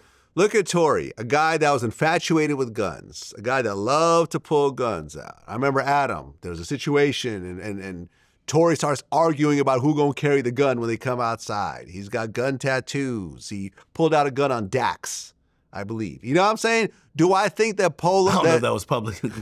Yeah, no, it's out there. Do I think that Tory purposely tried to shoot Megan? No, I don't think so. He probably said, dance, bitch, which, you know, and probably shot at the ground out of anger. He was probably fighting with the gun. Intoxication. There was intoxication. There was like, I'm pissed off. But that gun shouldn't even been there. Here's the funny part, which you hear from a lot of rappers. And right when Polo G, when I said, would you move differently? I didn't expect him to comment on the case. I thought he was going to say something to the effect of, now we get more security, or I got security going to do what they're going to do. A lot of rappers will have the security. You know, I remember interviewing Nardo Wick. Yeah. Nardo Wick's like, yo, I wouldn't trust no security shooting for me. No, he's like, yo, I've usually told the security to give me the gun now. Like, all right. Right. You got it. Okay? Yeah. You know what I mean? Like, yeah, man, some people all right, John Wick, go ahead, brother. Some people have got to learn the hard way. He said the security's ducking. ducking. I took the gun and I'm like, yeah. If the security's ducking, I'm making sure I'm ducking too. I'm ducking behind the security. Yeah, exactly, man. And like I said, man, But, you know, I wasn't trying to disrespect the dude. It was really words out of concern because me and him had no beef. Did he have a problem with the way I described our bank interaction? He didn't deny it. He didn't deny that conversation happened. I think the last part about that is, you know, it goes back to kind of like the Marlon Wayans point. It's easy because me and you had talked in private and you had told me the conversation you had with him. He had messaged me. He said, Ak, what's your number? And I was just like, all right, well, if he's upset at something that was said from you to me, yeah, maybe he's going to be upset at me too. It was nothing of the same. You know, it was just like, yo, hey. I think he got whatever he needed to get out with me. Yeah, and by the time he talked to you, he was already over it. Okay. That's what I think. But I think you get sometimes the brunt of like, you know, certain frustrated minds and like, you know, even when and also I think, you know, he's a young artist in the game. He'll realize. I don't think he even recognizes how important your platform is because I asked him about reconciliation. I said, well, you know, maybe you guys can get on the phone. He was like, I don't care about it. Well, at a point you will. Well, I texted him at one point. I said, listen, bro, let's just let bygones be bygones. Let's do the interview. We could address this shit. He didn't respond. I'm like, all right, cool. You know what I mean? Because I have no beef with him. Like, it was just a simple text back and forth. Nothing happened. He's kind of shy. Nothing happened between me and Polo that would make us enemies on any level, from my point of view.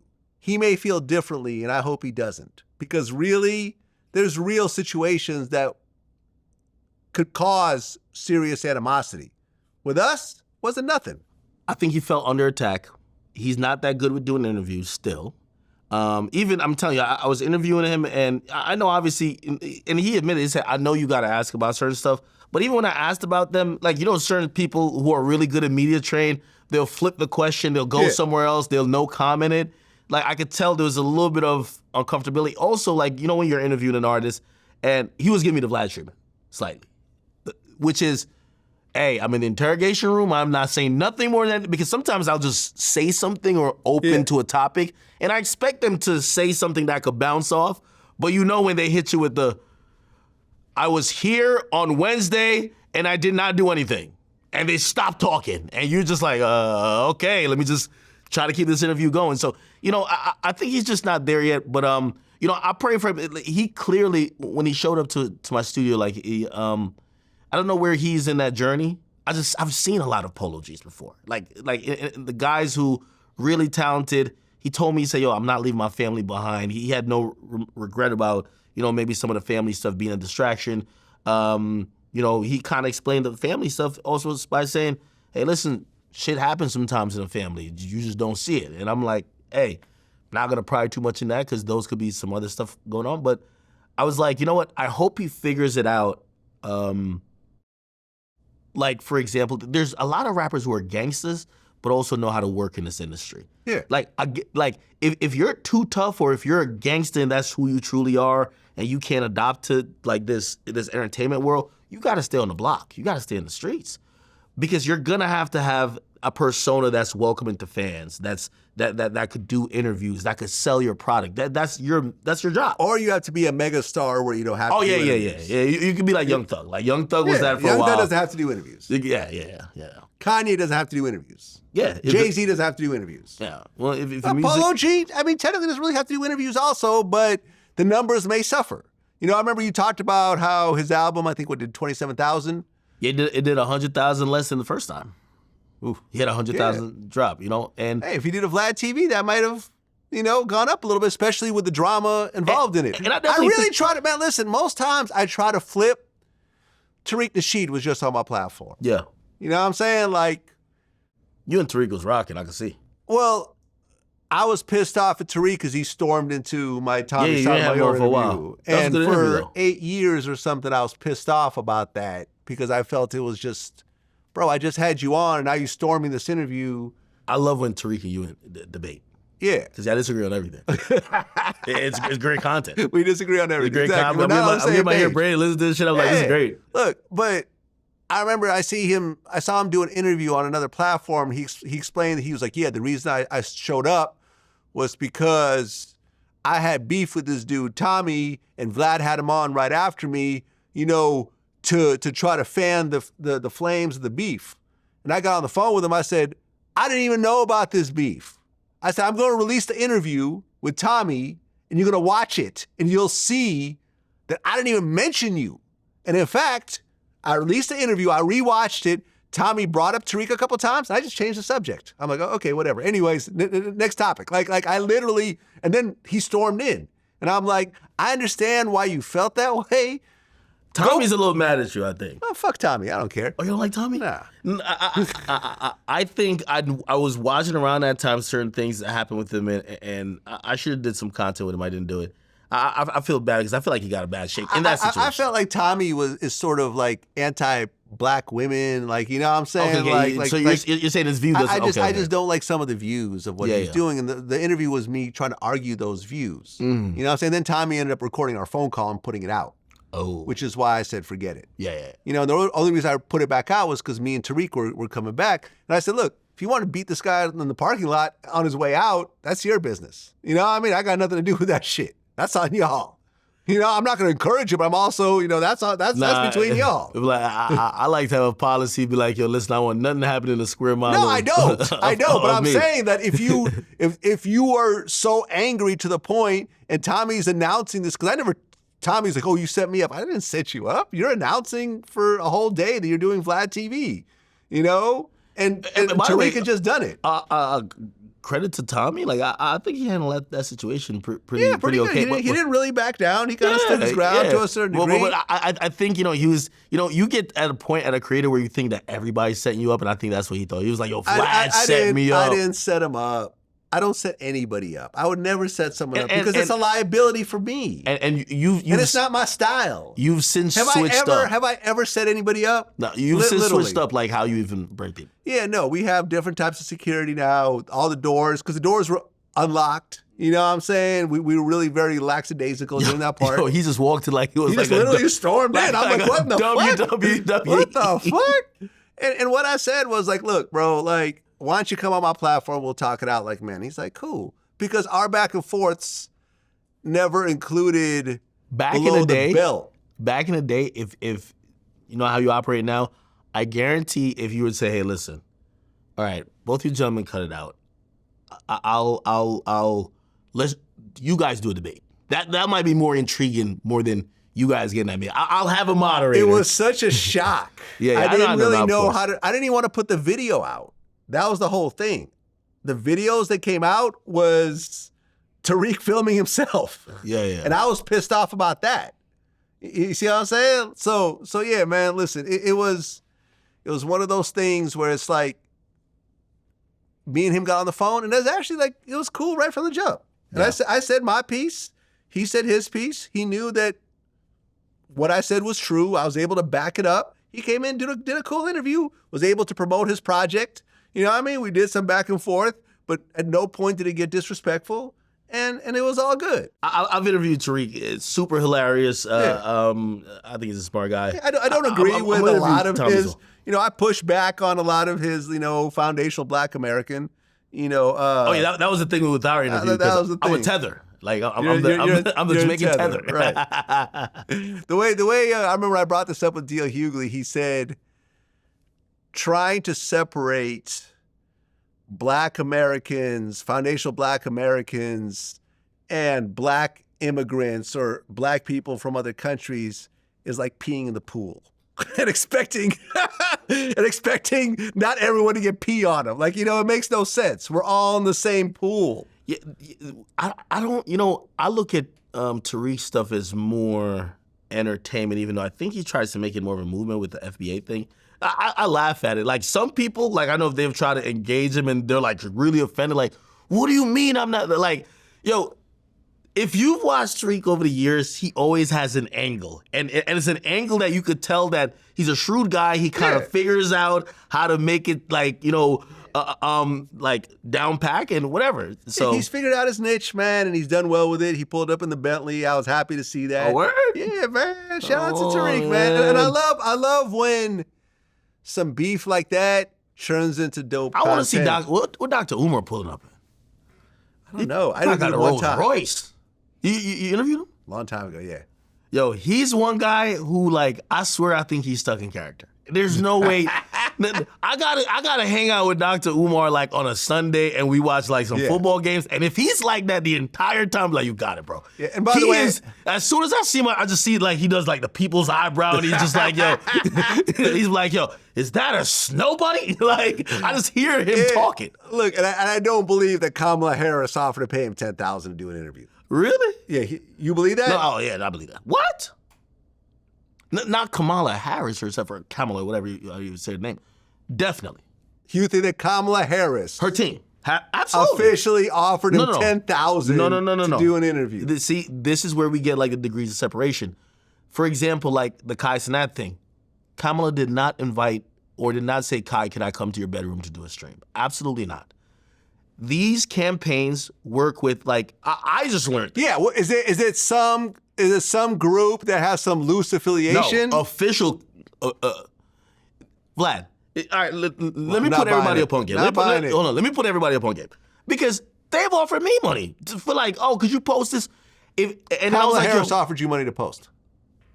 See, this is where we go with who offered it. She has no idea probably who I am. Yeah. It's a team connected to her. I'll tell you how I know they have an official, and this is what I'm saying, I believe Dr. Umar, because how do you think Kamala is like DMing these rappers? Yo, Quavo, come up here. Yo, Meg, I need you to twerk. Hell nah. It's, they get these groups, right? And there's actually a website. Maybe put out feelers. No. They work with these groups. There's actually a website that shows every single, because they're using campaign funds. Like, these groups are getting paid by campaign funds. All of that is public. So when I realized it was them, I looked up the group and I realized it's on an official government site that it's a organization that has, and they have to show the exact amount they've received. And it shows every year. They have to show the exact amount they've received from campaign funds. You gotta remember, this is presidential campaign funds. This is not like, yo, here's some money. Listen, so again, okay. They solicited me, right? They solicited me to do something. Now, could I trump it up to say, and no pun intended on Trump, I could be like, Kamala said this. She probably had no idea. Like, this is a campaign team that is. But here's the thing, right? So like, I definitely believe Dr. Umar. Someone legitimately close to Trump wanted me to do an interview with Trump. I had FaceTime calls. I'm not going to say who it is, but you've seen him side by side with Trump on stage. Right? That's how legitimate it is. That's one way to do it. There's another way. Right, listen, so this guy who legitimately is with Trump, very, a couple degrees of, 1 degree, 2 degrees of separation. He was trying to set up the interview with me and Trump. And after months, he said, listen, it has to go through like 3 different levels of people and it just keeps getting stopped by somebody along the way. So yes, maybe this group that's associated with Kamala probably pitched this out and whatever else, but I'm sure once they get close to Kamala and they start looking into Dr. Umar's, no white women policies, I don't think Kamala's going to sit down with would they do Umar. Yo, they got Quavo talking about let's stop gun violence. Oh, Quavo rap about his gun violence. Quavo's not Dr. Umar Johnson. No. I guarantee you. You want to bet? I'll bet you Umar will never get a Kamala Harris interview. I'll bet you right now. 10 grand. You want to take that bet? Well, you want to take that bet? Hold on. Well, first of all, I don't know how that would get set up, but I do. I just believe that they. Again, we're not talking about like some officials sit down. Like, I mean, listen. I've had opportunities and opportunities that may even still come later, so I won't say now. Hey, yo, Dr. Umar, you want to come through to this rally? You could talk to him for 10 minutes. You could talk to her for 10 minutes backstage. You could ask certain questions. Of course. Vlad, we're not talking about like... You want to bet? 10,000. Again. You want to bet? Well, I can't bet for him. Hold on, I can't bet for him because I'm not setting it up. Let's bet, and if it happens, I'll owe you 10,000. But here's what I'm saying. So happy if it doesn't happen. You owe me 10,000. See, I can't bet if because now he has to set it up. I'm telling you, they're reaching out to people, Vlad. Vlad, all right, hold on. I kid you not, and I probably shouldn't even say this. I probably should, because this is my mans. This is my man. I won't even tell you who. Bro, they reached out to me. This is from the Trump's team. They was trying to get Trump to go to Rick Ross's car show, my dude. Okay. Bruh, so you tell me they down to try to get Trump to go to Rick Ross's car show, but Dr. Umar is such a red flag? Come on, dog. Like, bro, this is the election season. They'll sell anything. The bet is open. Whenever you want to take it. I got 10 racks. Well, you know I'm good for it. I would have to be in cahoots with Dr. Umar. That I know he's actively like gonna pursue this thing. But whoever reached out to him, like, this is how I'm thinking about it. There's fluff that Kamala has, like the whole black community. No, she doesn't. Like, she does have like a group of people who say they want the first black female president. Yeah. But she doesn't have everybody. A lot of people don't know her policies. And also there's a part of the black community that resents her because they actually say, you were the woman who were the DA that put a lot of black people in jail. Right. And you do know that those numbers are not true. Is it about whether it's true? Right. The number's always been she's put 1,500 black men in jail for marijuana. The real number is actually 55. Okay. And they were not all black. Okay. And what I'm saying is that the swaths of people they're trying to appeal to, right? Put it like this. Have we ever seen rappers this active? Like, yo, I'm telling you, we seen Chef G and Sleepy Hollow. Yeah, that was wild. And then what's the name of that Philly rapper? OT7 Quad. Yo, he's lit out here. Yeah, I bet. That's what I'm trying. Yo, Lil Pump, a.k.a. Lil Pimp. What I'm trying to say is listen, 10,000 whenever you're ready. Yo. Put your money where your mouth is. 10,000 whenever you're ready. Hold on. But whenever you're ready, 10,000. No. I want to make this one more point to you. Why do you think it would be that much out of the realm of possibility that somebody who, by the way, I do believe a lot of the black community kind of gets a little bit of their margin, maybe not everything he says. They get a little marching orders from Dr. Umar on pro-blackness. Yeah. On pro-blackness. Yeah. Why wouldn't they want to target that person when they're down to have a potential president sit down with, whether it's you, me, or we're not talking like official, like just, hey, yo, they'll do 10 minutes, they'll do 20 minutes. If they're down to do stuff with us, why would they want to sit down with this guy? 10,000 whenever you're ready. Whenever you're ready, 10,000. I will lock that amount. I'll just have to see because Dr. Umar could be saying it has to be like this. You see, when they're reaching out specifically for, like, they're not saying, hey, we're going to go do a Dr. Umar interview. We're doing a Kamala interview. You're just a guy. I just feel that someone who is of mixed race herself, who is black and Indian, who has a white Jewish husband, would ultimately, someone at some point would say, this guy who absolutely despises white and black interracial couples, this is not a good look for you, Kamala Harris.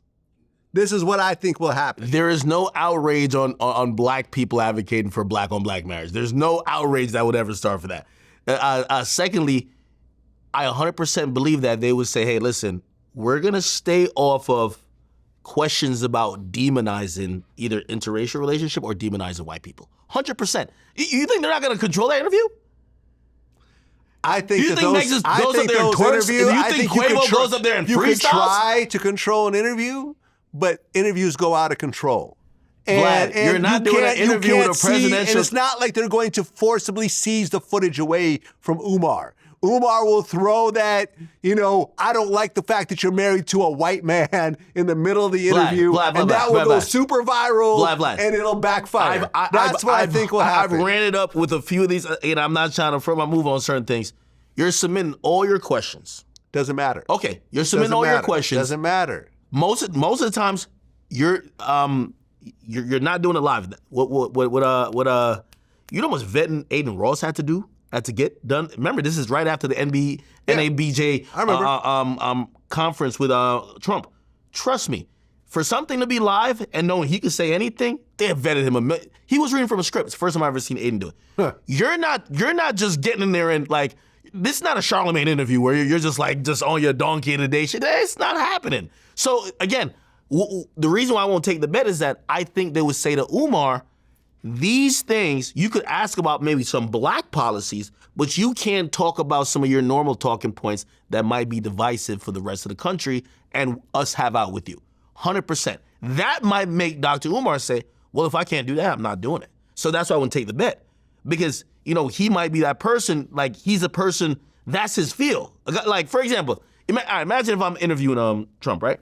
And they say, yo, listen, all right, we already know your content. You don't get too crazy into foreign politics. All right, you ask questions about black people, ask questions about rappers, whatever. But let's just stay away from, like, you know, Israel and Palestine. I don't talk about that anyway, right? Like, you know, like that's how it's kind of gonna be. You get what I mean? So I'm telling you, Vlad, they would kind of skew the interview, and they would probably also have him sign something saying, hey, we're gonna have to release the footage to you. 10,000 whenever you're ready. Vlad, as I said, hold on. 10,000 whenever you're ready. No, you got it. I got it. But what I'm saying is that he might just turn. You see, I wouldn't give a fuck because I don't ask about questions like that. If Dr. Umar does an interview that they completely control, or they tell me he can't talk about certain things that's within his already existing talking points, right? Like if they tell me, bro, could you not ask about like some Israel? I don't talk about that shit. So that doesn't affect me. If they tell him, well, you can't talk about this, which is usually in your normal rhetoric, your normal talking points, when he does that interview, he's a fraud. So he might say, no, I'm not doing it if I can't talk about that. Hey, so man, listen, this is why I'm putting out the 10,000 when you're ready to take it, you know? Yo, Vlad, you think too high. Yo, these presidential candidates are ghetto. I think Kamala would sit down with Charleston White. Yeah, I don't know about that. What? Charleston White talk about raping babies and, you know what I'm saying, that type of shit? No, she's not going to do it. Yo, put like this. They're sitting with people who are talking about mass shootings, who's talking about killing other black people. So it's a little different. It's a little bit different doing a song, doing some gangster rap type lyrics and everything else like that, than someone who Chef does Jesus got out of jail for a RICO. It was shots getting fired. Like, yo, come on. Man, listen. Yo, Trump is saying free Young Thug. I think Trump and Kamala is a little bit different. That's all I'm saying. So like I said, when you're ready to take that bet, call me up, say, Vlad, I'm ready. Vlad, you think too highly of me. These are, yo, listen, I wouldn't be surprised if Kamala starts twerking. Yo, this is a ghetto election, man. This is a ghetto election, bro. Okay, so the Drake and Kendrick battle is now fully over. Is it? Seems like it, unless Drake suddenly comes out of the ashes with something crazy. Okay. And I remember Elliot pointed this out. Kendrick said that Akademiks looks compromised. When you heard that, what'd you think? Kendrick said that on 616. Yes. The moment he said that, I said, there were certain moments. I remember when Eminem name dropped me and I was like, what did Eminem say? I can't remember what record. Fuck. I feel like an asshole now remembering it. When Drake put me on the record, the Push-Ups record, I was like, oh shit. I knew at that point, it's going down on my platform. Like, you know what no one could ever take away from me in hip-hop history? I don't know if the whole battle existed on Hot 97, but I remember the infamous vote of who won between Jay-Z and Nas happened there, right? This beef, once Drake did that, I said, I have the stranglehold of this beef. And this is a platform that forever, my kids, 50 years from now, when they talk about this, it happened on Act's platform. And, okay, so Drake does it. And then when I hear 616, two things came to mind. Because I was like, everybody knows I'm a huge Drake fan. So if I was mentioned, I was thinking I was going to be mentioned in a very derogative way. Because you have this guy who's saying the worst thing to Drake. Yeah. Baka, why is he around? Yo, him? Like, he's saying the worst thing about Drake's friends or Drake's, like, close comrades.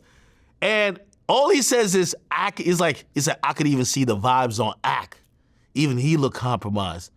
And I'm like, yo, that's like a fire shout out. Now, I take that as a shout out. Yeah. That's one thing I'll say to Kendrick. I appreciate, it was the most modest. I know people believe that was a diss, but I still don't even think that's a diss.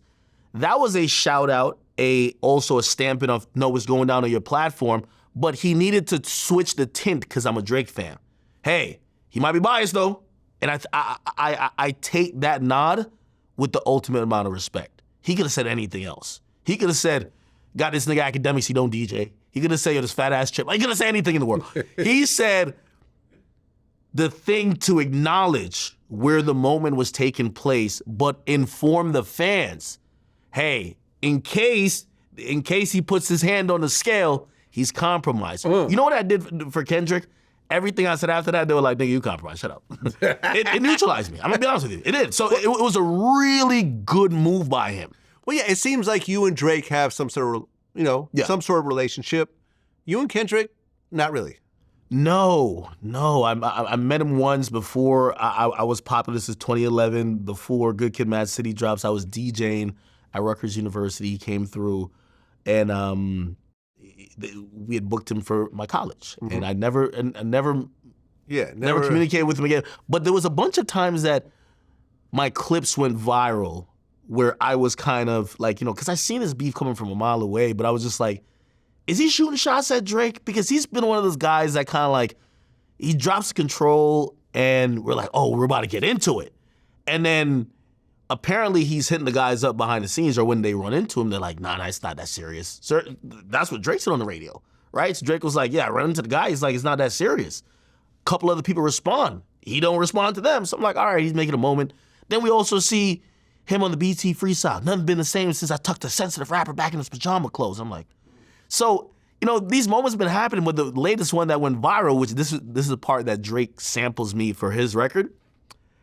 On Family Ties, there's a clear part where they're shooting at Drake. And, you hear Kendrick, he said, I'm smoking on your top 5 tonight. And then you also hear Baby Keem, who later says, number 2 been in my girl's DM. And he's kind of saying, obviously number 1 would be his cousin Kendrick, and number 2 would be Drake. And I remember just listening to the record, and the record sounds good, but I was just like, I'm hating all this subliminal shit because, blame Jay for all of this. I'm like, yo, whose top 5 are you smoking on, Kendrick? Because my top 5 is Drake. Okay, let's get to it, right? Like, I was like super frustrated. And also I started equating it to basketball. I'm like, listen, I hate the fact that we're still having a Kendrick. Remember, Drake went through the Pusha T thing, the Meek thing, and everyone's saying, well, Drake has some of the biggest records.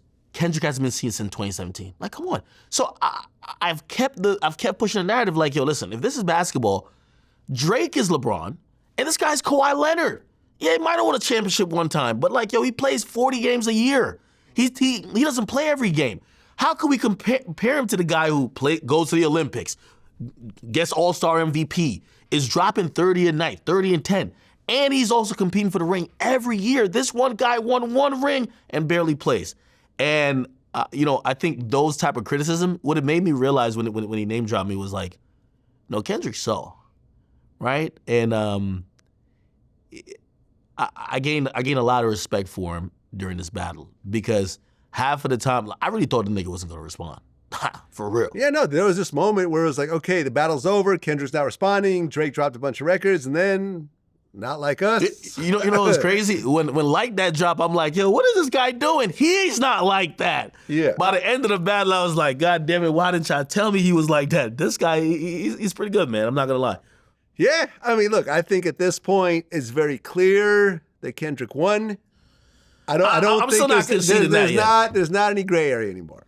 I'm not fully conceding that. I think sometimes in battles we kind of... Come on, man. Come on. And I'm a Drake fan as well. Kendrick does have the biggest record out of the battle. That's undeniable. 100%. That doesn't mean you won.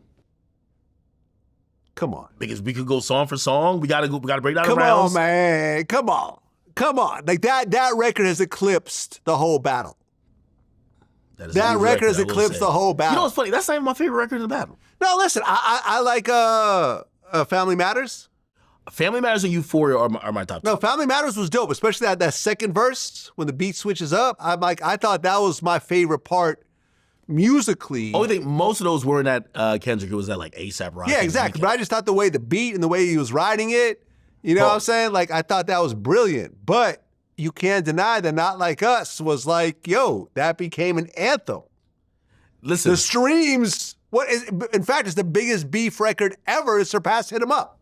I'll say this. If someone said that Kendrick won, I wouldn't argue with them. And you actually said that OVO Fest was bigger than Kendrick's Pop-Out show? Come on, man. I didn't say it was bigger than Kendrick's pop-out show.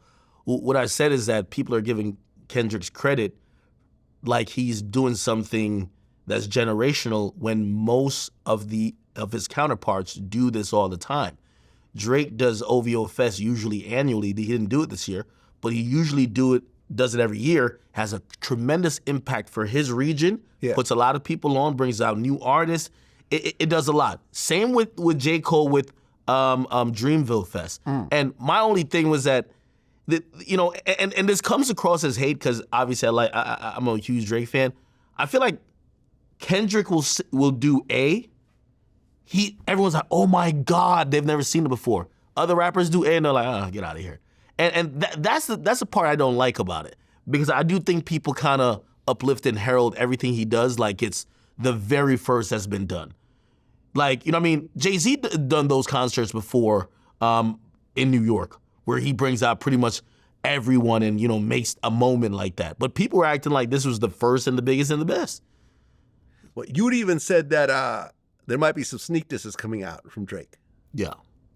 Because Drake has been a little quiet. In fact, some of the stuff he's dropped hasn't really reacted in Drake fashion.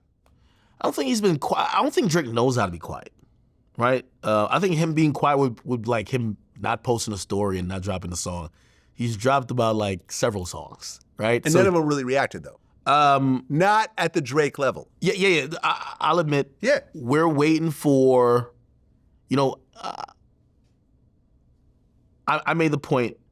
The reason why you can't knock the Not Like Us record, it's just hot, but Drake bounced back from when some people say he lost the battle to Pusha T because he had God's Plan, Sicko Mode, and then he dropped like 5 other hit songs nonstop and a crap ton of other songs, and also jumped on every feature he jumped on at that time were just out of here smashes.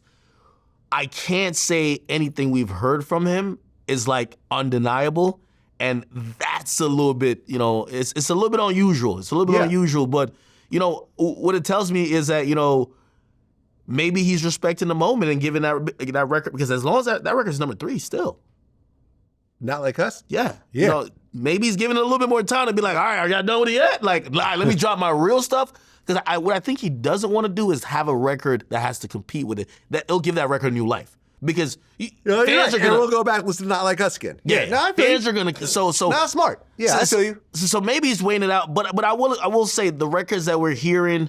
I hear he's coming out with another record too. It's actually, what day is today? Sunday. Today's Sunday. Maybe it was next week. I think next week is gonna drop. You heard it? You already heard it? Yeah, there's a video with it. I ain't hear from him, but Okay. I got my story. Hey, the song with Yachty is coming out. Without Yachty. Okay. Well, you've said there's a big rapper who secretly hates Drake despite having big records with him. Yeah. And some people are saying it's Travis Scott, but you didn't confirm it. So can you confirm it? I'm gonna leave that one in the air, but Are you denying it's Travis Scott? Okay, the reason why I don't want to confirm it is because these rapper relationships are fickle. And the moment I confirm it, these two guys are going to become friends again, and I look like idiotic, right? Because they're not like, what fans don't understand is like, none of these guys are friends. These guys use each other. And then these guys all call themselves twin and brothers and do all that type of stuff. And really, they get mad over the simplest thing. Yo, you really try to holler at my girl? Well, I came to your white party with? Like, oh, you think I'm a bit? Oh, yo, bro, like, you really gonna collab with him after he? That's the type of petty BS Moses. Like, they're not friends. Like, none of these guys are friends, right? And I think that's why you see Drake looking so lonely right now, because Drake has finally had to step away from all the fake friends he had. Well, no, I've said this in multiple interviews.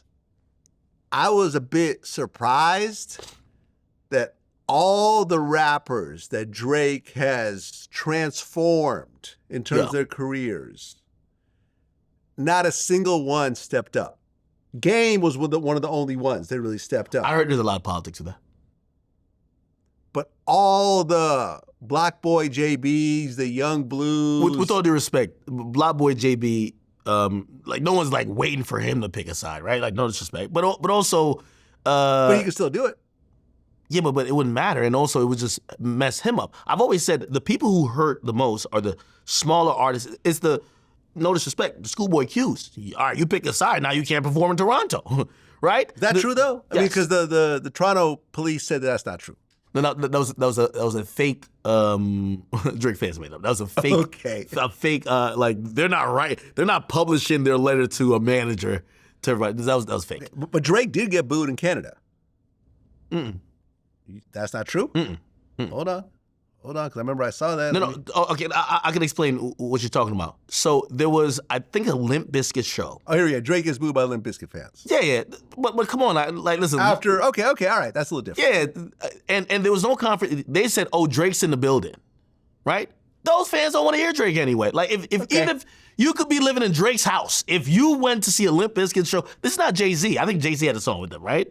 But yeah, they're not really hip hop fans. Okay, fair enough.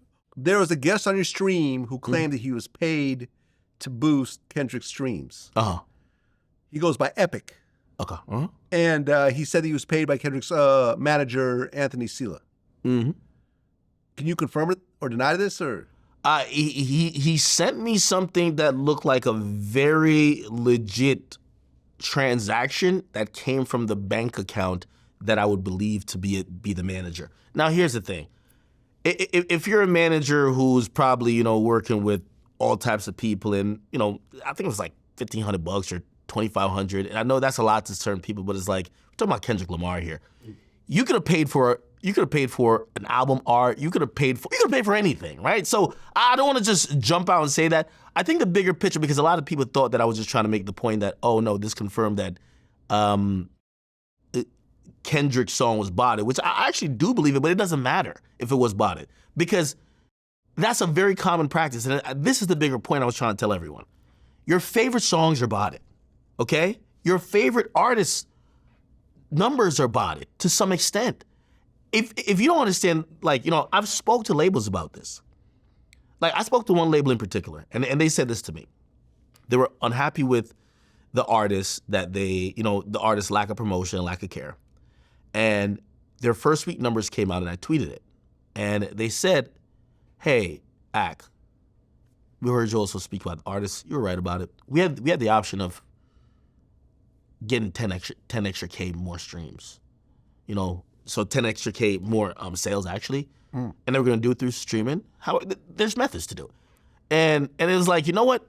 Why try to make the number look good? That artist just needs to realize that they're not putting in work. So if you think, and I mean for every artist. Now, do I think Drake is sitting here like, yo, bot guys, make sure no. But you think Republic is going to be in the business. I used to love when Nicki Minaj says, Atlantic is doing it for Cardi. You think that Atlantic is doing something that Republic feels too morally above doing? Buying records go all the way back. We all know this. The new game is, hey, listen, you're gonna inflate the streams that people could catch on, because a lot of these people go to the Spotify daily list to find the songs, and if they see, oh, this is a really streamed song from yesterday, they'll play it, right? It might be inflated. Also, they play a really interesting game because Spotify isn't they're not just turning a blind eye, but a lot of it gets through. It's the flagrant stuff they catch. They don't catch everything. And if you think that a platform catches everything, come on, have you been on Instagram? Have you been on Twitter? There's bots everywhere. Have you been on YouTube? There's bots everywhere. Yeah, no, I remember there was a whole thing about French Montana's last project being botted, and I remember he didn't want to talk about it. So we just, I'm gonna be honest. And I don't think that was directly him, but it is one of these soft spots for people because I love French, but when it comes to the flagrant botting, his name get brought up a lot. It does, yeah.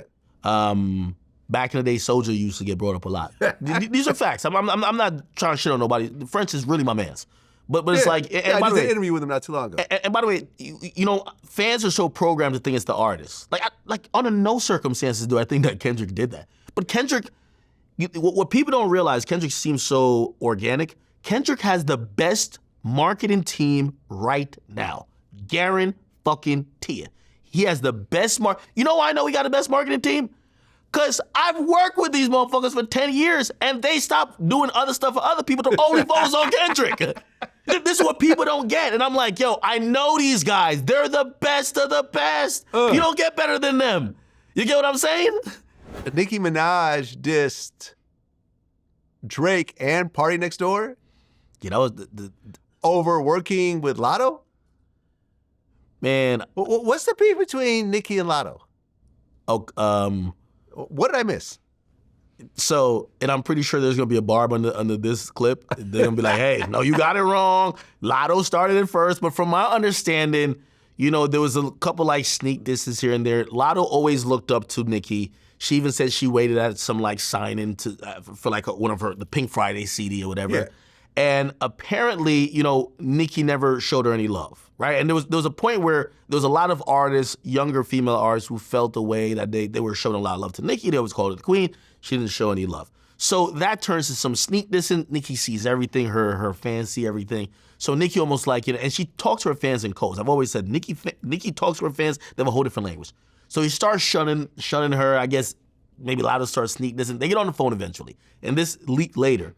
And the conversation came out where, you know, Nicki was just like almost kind of like berating her a little bit, right? And that was the smoke signal that Nicki don't really rock with her. You know, ever since then, you know, she's kind of almost angled it like, hey, you know, you're the queen, but like, why are you acting? And a lot of people came to Lotto's defense, say you're acting like an older bully. Imagine if when I came in the media game, you just start taking shots and like you just start be like, right. Yo, and people are like, yo, damn, why are you acting like the old hater, right? Yeah. Some people felt like that. It's never been the same since.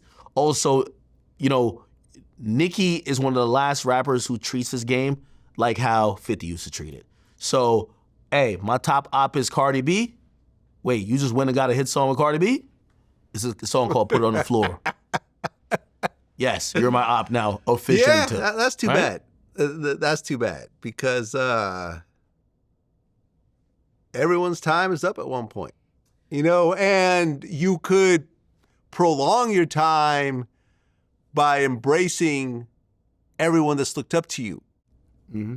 And everyone has looked up to Nicki. I don't care. If you're a female rapper, it's really almost impossible to say you didn't look up to Nicki Minaj coming up. It's just you know, and I'm not gonna say it's sad, even though it comes across like that. It's kind of sad that she would even take those cheap pot shots at Party and Party and Drake. Is like, okay, let's really think about this. Remember, she used to be cool with Megan until Megan did a song with Cardi. Now, well, that's one of the most serious female battles in recent history was Nicki and Megan. No, but let's keep it at Drake and Party and Nicki, right? Okay, cool. They work with somebody you don't like. Well, why would you even throw subliminal shots at them? Like, I don't remember when Drake was in a fight for his life going against Meek Mill. I think you were still having sex with the guy and still loving him. I'm being honest, right? Yeah, true. You didn't jump into. If anything, there were stories that you supposedly incited his ghostwriter or his collaborator Quentin getting beat up. Exactly. Right? Yeah. So you weren't the person who was like, oh no, all right, Meek, I gotta peace out now. You're beefing with my brother. It's never been like that, right? So, and also when you were in maybe a battle that some people arguably thought she lost, when she was going at Remy Ma, and Remy Ma dropped that sheet on her, you know who she went to grab for no frauds, which was a response to that. It was a very public pop type record, but it was great. She went and got Lil Wayne and Drake. And they stood there while she's taking shots, right? So they've been toe-in-toe with you, right? Now, you're telling me because Drake does a song with Lotto. Lotto's not even on a song from what I heard. She's not even on a song dissing you. But now you're going to say like Drake is like, you know, you kind of send these smoke signals out like he's disloyal. You haven't really given him the same type of loyalty. Right? Yeah, that's true. Like, how could you? It's like me never riding with you on none of your beefs. But as soon as I have a video, I'm like, yo, Vlad, you interviewed him? While I've interviewed everybody you don't like, you know? You're like, yo, dude, what are you talking about? Yeah, I mean, it was interesting because as you've been saying these stories about how rapper friendships are always fake and fickle. Like, I feel like media relationships are more real. No, of course. Because, like, I'm thinking, like, me and you have always been cool. Like, me and you have always been real. Me and Charlemagne, we had a falling out at one point, but we got back to our real friendship at one point. And I remember Charlemagne would even, if he'd interview someone who'd say some shit about me, he'd call me and say, do you want me to take it out? And I'd be like, nah, go ahead, leave it in. I ain't tripping, but I appreciate the call. You know, and I've done that with you before, and like, me and Elliot are cool. You know what I mean? Like we're kind of getting our relationship going after our first interview ever, but like, Vlad, you don't formulate your inner and closest circle by who is the next guy. Like it would be the equivalent of I come on the scene, you see me catching some steam, yo, Ak, you're my best friend. Then you see Kai Cenat, Kai Cenat's your best friend. You get what I mean?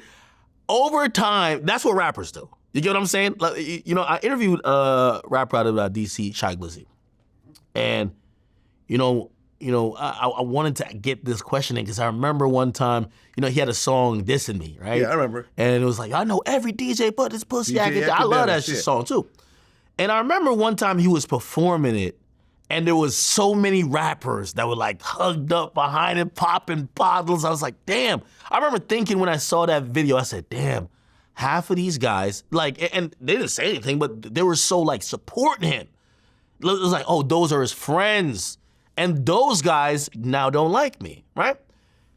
Only to find out a few years later, after they realized that maybe he wasn't as hot as he was at that time, he came on my show saying that he couldn't get a feature from them niggas. Them niggas was disappearing. Poof, where they at? Yeah, I just think that being a rapper is such a harder job than being a successful media personality. I feel like we've cemented our jobs a lot easier than a rapper has. Because a rapper could go cold and stay cold forever. Have you ever seen like you don't see the hot rapper be in the club with the like, yo, this my boy Jaquan who did Tipsy back in the day. Yo, this is like, this is Chingy. You would never see that. You know what I mean? Like, no disrespect to both of those guys. Yeah, just but like, I would interview Jaquan right now. Chingy's been on my show multiple times. Yo, in hip hop, heat stays next to heat. Okay? When somebody starts getting cold, you cut him out of the group chat. That's how it goes in rap. Yo, listen, half the niggas mad at Drake. Drake fucked with them, rocked with them, and Drake has, like, I'm telling you, it's like he has a thermometer in his brain. Oh, yo, this guy about to get cold by November. All right, cool. You'll never see them again. Drake don't hang out with people that's not hot. Yo, new rapper that's popped up in Atlanta. All the girls like him. Honcho. Who's taking a picture with him like this, like they're day one homies? Drake! Yeah, no. I remember when I interviewed Quentin Miller, and I asked him about how he got jumped by Meek Mill's people. And I said, you talked to Drake afterwards? He goes, yeah. I hit him. He said, be safe out there. Yeah, be safe. And that was it. Basically saying, not my problem. Yo, listen. You know what? You know what's funny? And you can put. I didn't have to wait for the complex list to know I was number one. I knew I was number one because I remember a couple years ago, Drake said "Dip from my life." I knew I was number one when Drake came to me. That's when I knew I was number one. Yeah. Yeah. Come on. Drake stay with the heat. Nah, you get what I'm saying? Like, like once you get cold, you're gonna, like, when you hit that line, it either turning green. Like, well, you also gotta understand it. This is the game we're in. Like, I think some of these guys, because they start going on vacations together, they start sharing women together. They start, oh, nah, that's my boy. Nah, shit, I put him with this producer. Nah, like, shit, my plug used to serve him. You think y'all locked in? You're not getting no more favors. It's over. And he's realizing, he see them first week numbers? Never again.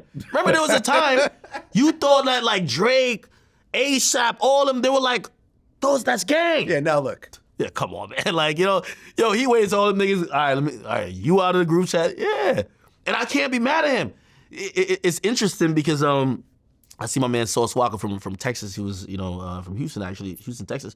He was talking about how Drake, kind of moves. And I'm like, yeah, Drake, as much as people think Drake is into charity, he's not.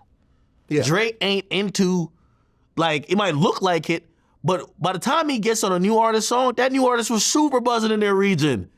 Right? He's World Star. Remember the World Star effect? It'd be like, yo, you have a hot video already, but World Star just makes it 10 times hotter. Yeah, that's all it is. Like, there's nothing less, nothing more. You know what I mean? Like, he's not giving out favors and careers. But again, I think a lot of that come to bite Drake. I'll go back to a point you said before about how, you know, no one's came to defend him. Because they aren't your real friends. Yeah. Now they have to play their own politics. So if you come out to defend him, are you going against Kendrick? Right. You might have problems doing shows in LA. I also hear because of Future, and this is Drake, one of Drake's strongest strongholds, Atlanta, ain't no Atlanta artist is almost gonna be seen as you're crossing Future. And Future, you know, they just dropped the list. I seen Complex drop the list about the Future. You know, I remember when I interviewed 21 Savage back like 2 years ago. He says, in Atlanta, Future is our Drake. And what that is that that's true. Nobody's going against Future. Like these artists ain't gonna pop up and be like, nah, man, fuck what all the other niggas talking about. I rock with Drake. So again, I mean, 21 gets that brother pass. They just did an album, which by the way, some people believe that maybe Future had felt a way about them working together, but whatever. That. Yeah. But other than that, which Atlanta rapper have we seen him with since? No, it's true. And even when Drake mentioned Future in that one song, he said, you know, Future. Yeah, you can't treat Future like them other guys. You said talk about A$AP Rocky?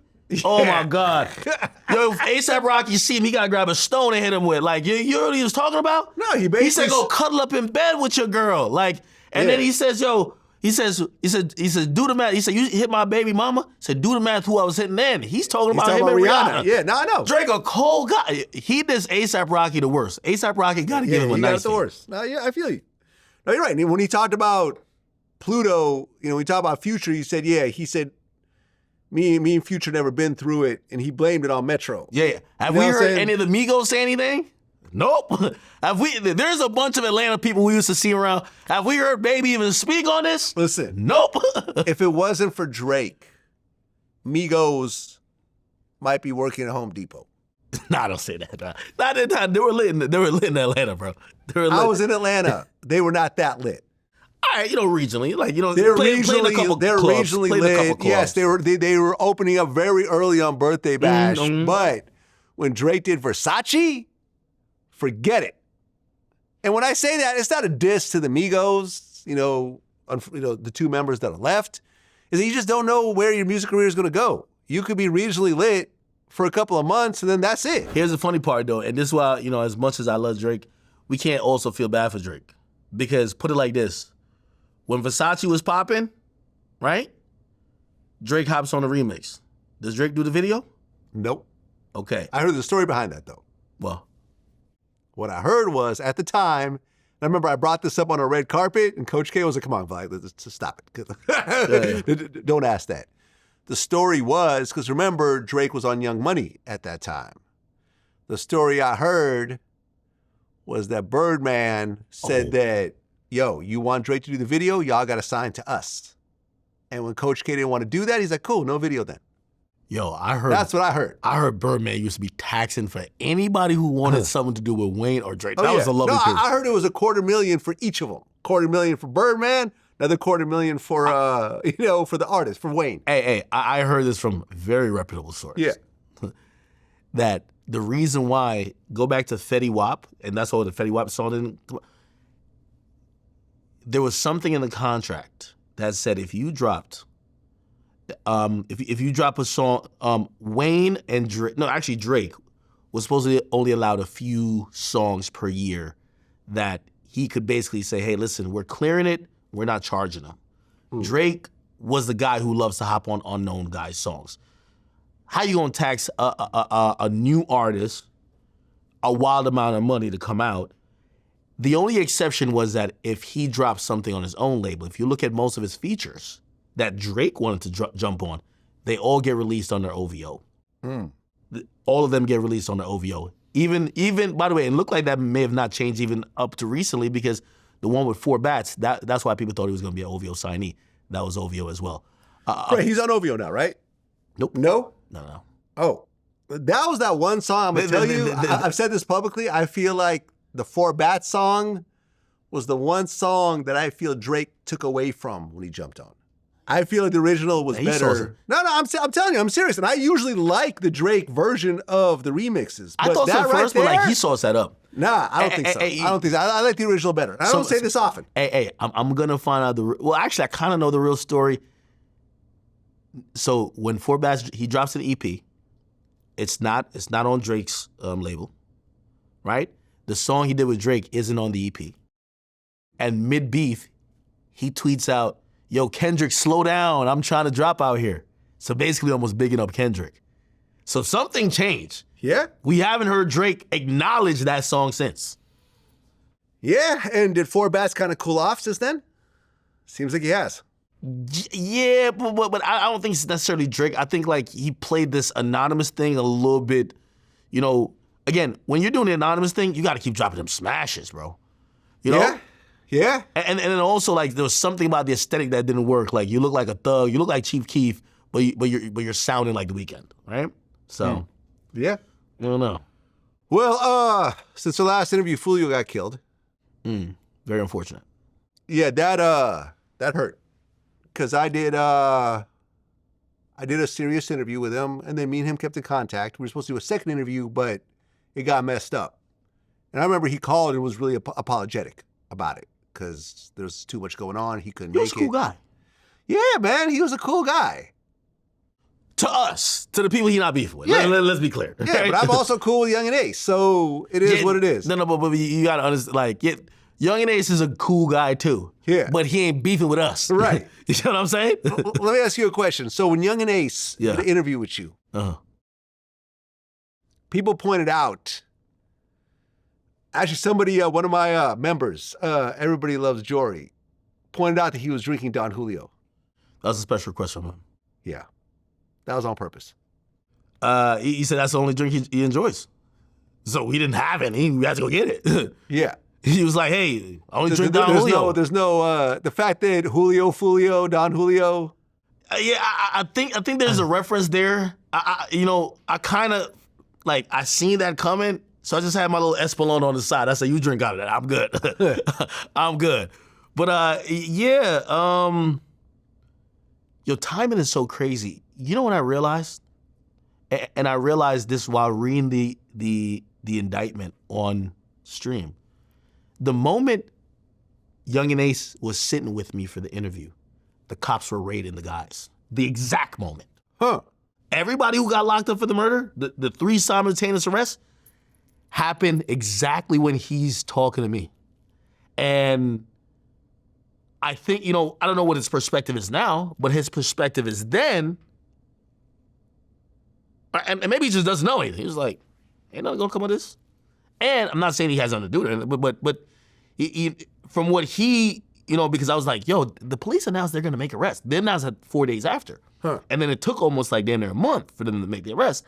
And I remember asking him, and he's like whatever, But at that same moment, the police arrested those other guys. Now, I don't know his association with them, and I think it would be incorrect for me to even assume. But, like if you watch that, I had to watch it again, and I was just like, I remember he said to me, I asked him about the ATK thing, right? And he says, it's not a gang, and I'm like, all right, I expect you to say that. And he says, he told me something that was alarming. He says, a lot of people, because they see so many stories as sensationalized online. I even thought so. I thought it was like 40 of y'all, 50 of y'all, 100 of y'all. He says, bro, I only have 6 friends. It's like 6 to 8 of us that's in ATK. He's like, anyone else are affiliates, but they're not ATK. I remember when I asked him what ATK stands for, he wouldn't answer. And ATK stands for? And see that meaning. See, one thing about ATK, nobody know the meaning of ATK. Okay. Nobody know. I got the whole world screaming ATK. But is it a secret? Or? Yeah, it's a secret. Nobody know. All right. Nobody know. Nobody know what it means. It don't mean no violent. It don't mean. It's like it's something behind some other shit. You know what I'm saying? Okay. So nobody know what it means. It's just like I said, it's a label. Oh. Do you know what it stands for? ATK. Nah. Oh no, wait. Ace's top. Yeah. Okay. Now I see why. I mean, he said that now that Fulio's dead, he's going to stop rapping about him. But when he died, didn't Young and Ace drop a song like... He ain't stop rapping about it, man. Yeah, I think that was I realized that was a little bit facetiousness. Truth be told, though, and I don't know if two things can be true. I don't, obviously, if we step out of it, when he was talking to me, he said, oh, no, we were cool and everything. He's being facetious. I don't think he had nothing to do with the murder though. No, I mean, it's actually pretty ugly what happened, because one of the suspects, their brother, Spaz, was allegedly killed by one of Fulio's friends. Yeah. Fulio rapped about him, and I believe there's a video of him urinating on his grave. There's multiple videos of Fulio dissing this guy. Yeah. It wasn't Fulio that peed on the grave, but it's one of Fulio's friends. Yeah.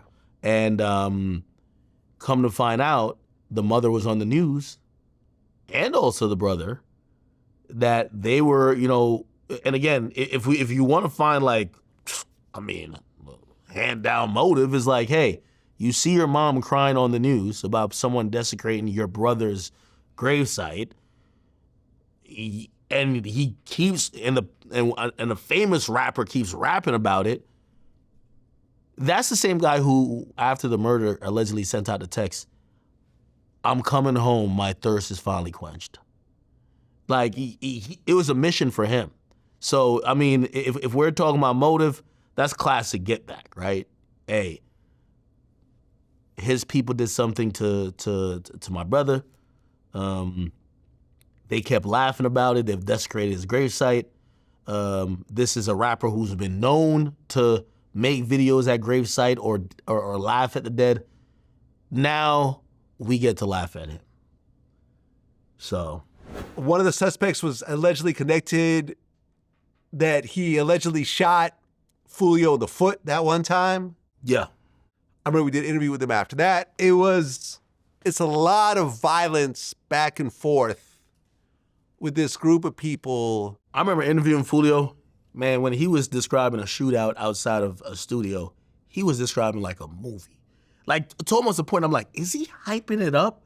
I now get to find out he was just a different type of guy, because he wasn't hyping it up. He spoke very accurately, but to someone who's never been in that situation, yeah, it does. And also, he had an Instagram video of, yo, hey, a bullet fragment like cut me here, and here's my gun. I shot back, and I'm gonna leave my gun till the police come. Like, he was kind of out there with it, but those individuals, man, I'm gonna be honest with you. It just goes to show, when people want you dead, man, it just takes willpower, bro. They drove 3 hours, 2 separate cars. And they all got caught.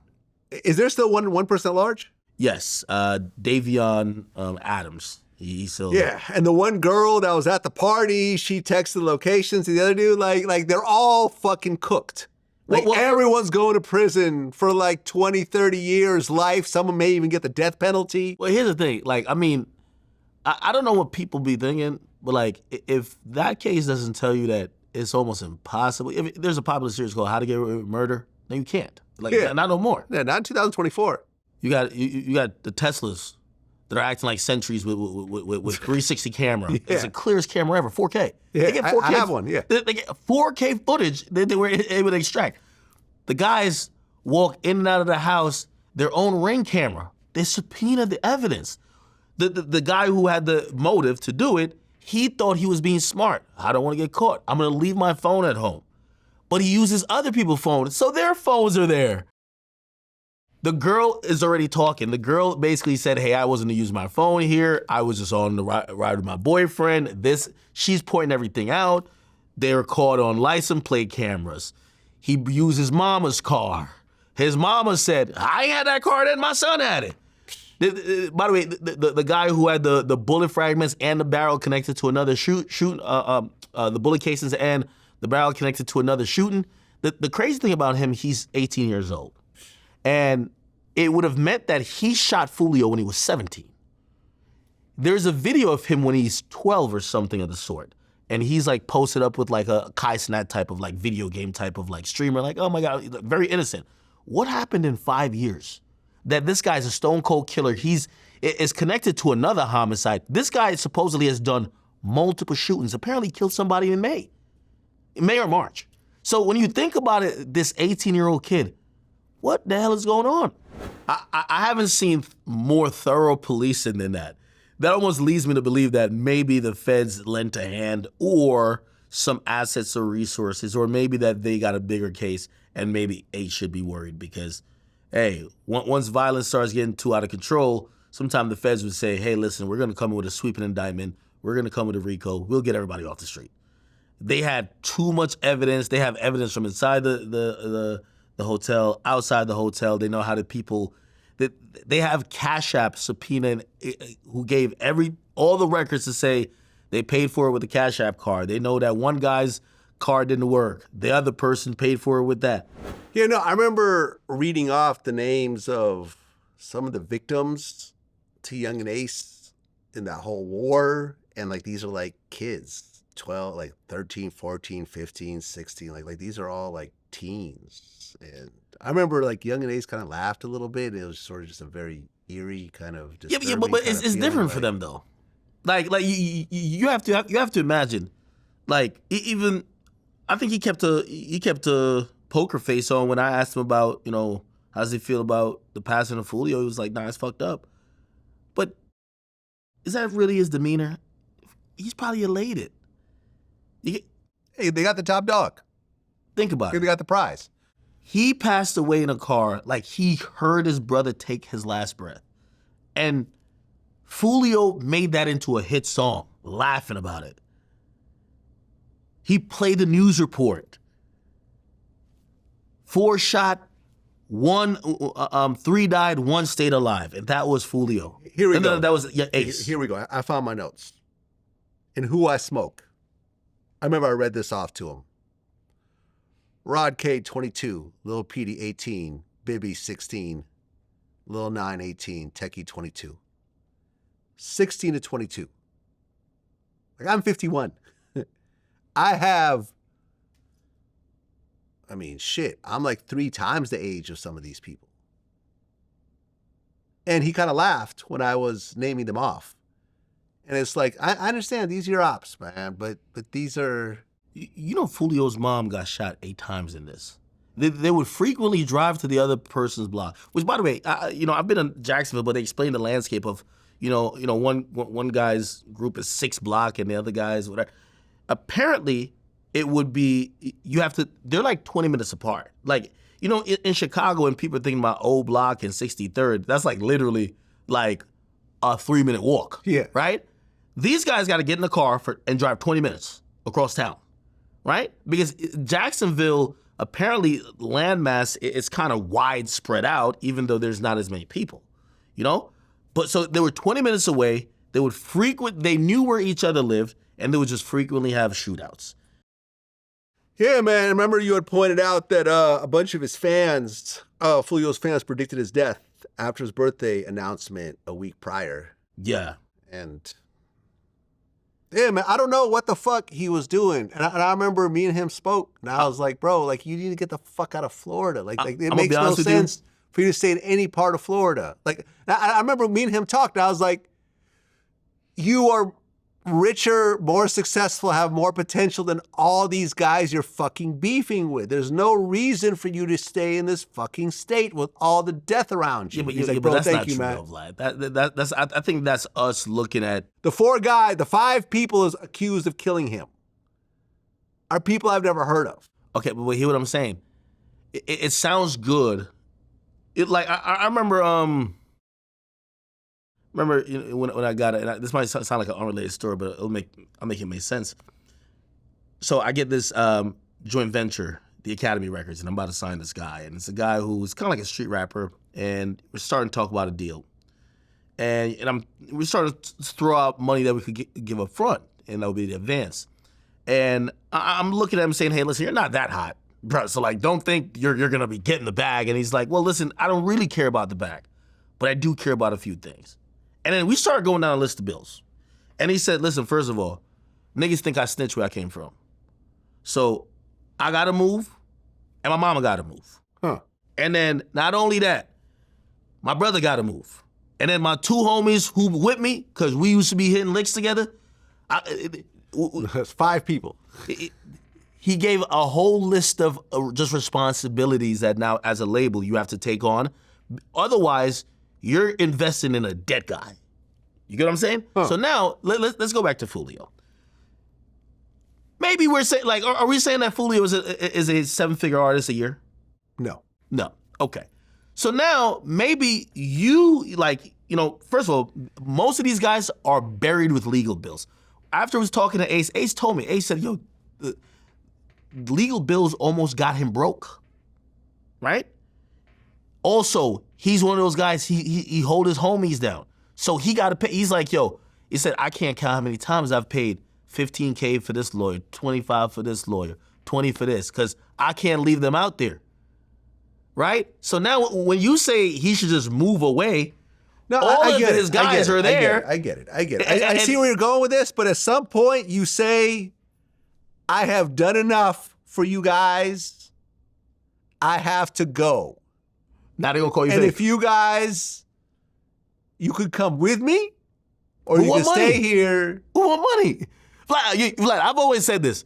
Yo, I said, listen, most hood niggas, if you beef with them, if you go 5 square miles that way, they cannot get to you. These dudes taking a bus, they don't go nowhere. Like, these guys are like, they're not, if you go to another state. He was in Tampa. Tampa and Jacksonville are not that close. Okay. But they got in cars and they went and got him. No, hold on. But that's what I'm saying. That's a hit there. It was a hit. But for the most part, if you move 5 miles that way into another neighborhood, granted, you don't move there and you're still dissing, but you just move away from your enemies a little bit. You don't even have to go to another state. Bro, people are broke. You get what I'm saying? Like, look, listen, 6ix9ine is pumping his own gas. Like, you know what I mean? Like, you move, like, wait, these guys got to get on a flight? Yeah. Y'all got to go where? It's not, again, could it happen? Yes. Who has the incentive to do it? Maybe the son of somebody you sent to jail. Maybe the brother of somebody you sent to, but other than that, like, a lot of this, like, whether it's like snitch this or whatever, or even beef, is like, people beef on you know, convenience, right? Like, they're not like following you across. That's when I said they really wanted this guy to die. The YSL case. Mess. There is a new DA that's running against Fonnie Willis, who said, she said that she'll drop all of Young Thug's charges as soon as she gets elected. Brilliant, by the way. That was one of the most brilliant running tactics I've ever seen. Yeah. Because not only will all of Young Thug's fans get out and vote for her, imagine if Young Thug said in a tweet, vote for so-and-so. Yeah, here's the thing. Which I think he's legally allowed to do. Yeah, it is. Here's the thing, though. It sounds good. good. His lawyer probably tell him not to do it. Hold on. But it sounds good. It ain't gonna work. No, I'm being honest. So here's the funny thing about it. And this is sometimes perception versus reality. Like, you know, you see a lot of people say, free Tory. But is that really the thought of the masses? Or maybe the thought that is the loud minority that are his fans? Yeah. The majority of people in Fulton County think Fonnie Willis is doing an amazing job. They think I'm serious. What? No, I'm serious. What? We're not talking about rap fans here. No. But you can't deny that the facts, which is this is the longest running criminal case in all of Georgia history. It doesn't matter. It doesn't look like it's going to end in a conviction. Vlad, hold on. I'm not defending her. I'm just telling you what facts are. The reason why this woman got elected, Fonnie Willis, is that she vowed to do what white DAs couldn't do. They couldn't go in with an agenda saying, those problematic areas in those communities that y'all keep complaining to us that we're seeing off the chart crime, I'm gonna target them and lock them up. A white DA would be called racist. Huh. That's how you get the Kamala Harris, you know, right? It takes a black person to go do that. So when she comes in, of course rap fans ain't gonna be cool with her. But what she do? Hey, go look at crime right before YSL got locked up. It's not only YSL. She hit all indictments. Bang, bang, bang, bang, bang, bang. Those areas are way more safer now.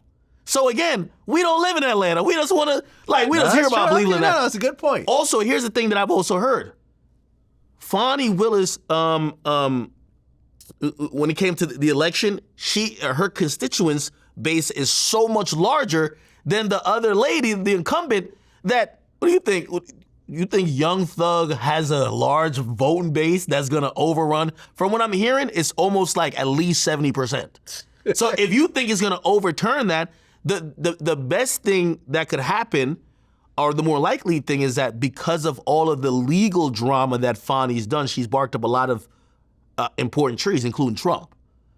And those things are gonna come back to bite her. Huh. And those things might put her in a situation where she might be in a legal mess, and it wouldn't be her losing the election. It would be her now being put in a situation where her future is now being hammered out in court. But from what I'm hearing, like it makes for a great headline. I tweeted it out. It's all good. But I heard that woman has zero chance. Like, also think about it. A Republican candidate winning in Atlanta? Come on, bro. I don't care. Who do you think is voting? Half of the niggas who would be there to say they want Young Thug free, they're felons. No, it's you're right. Old ladies who, to be honest, yeah, you're right. It's old ladies and old men who they tired of the shootings. Enough Dracos. All y'all niggas do is drive around y'all SRT and shoot each other. We want that to stop. They're happy. No, I mean, you're right, because most rappers I've interviewed don't even know you could vote for a DA. They just think they're just, put there by the governor or somebody.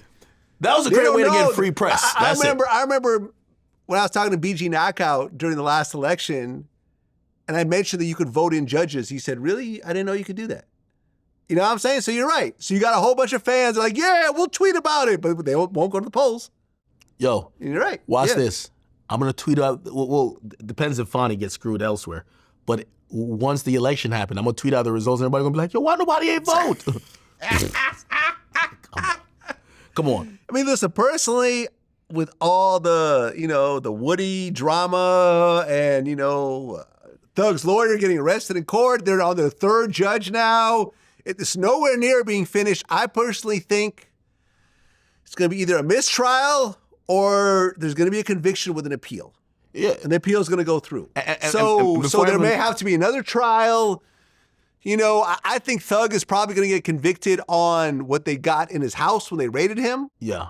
But it's a tough case. I think it's overreaching in what she tried to pull off. No, of course. And by the way, before I even comment on that, I want to just put it into perspective a little bit more.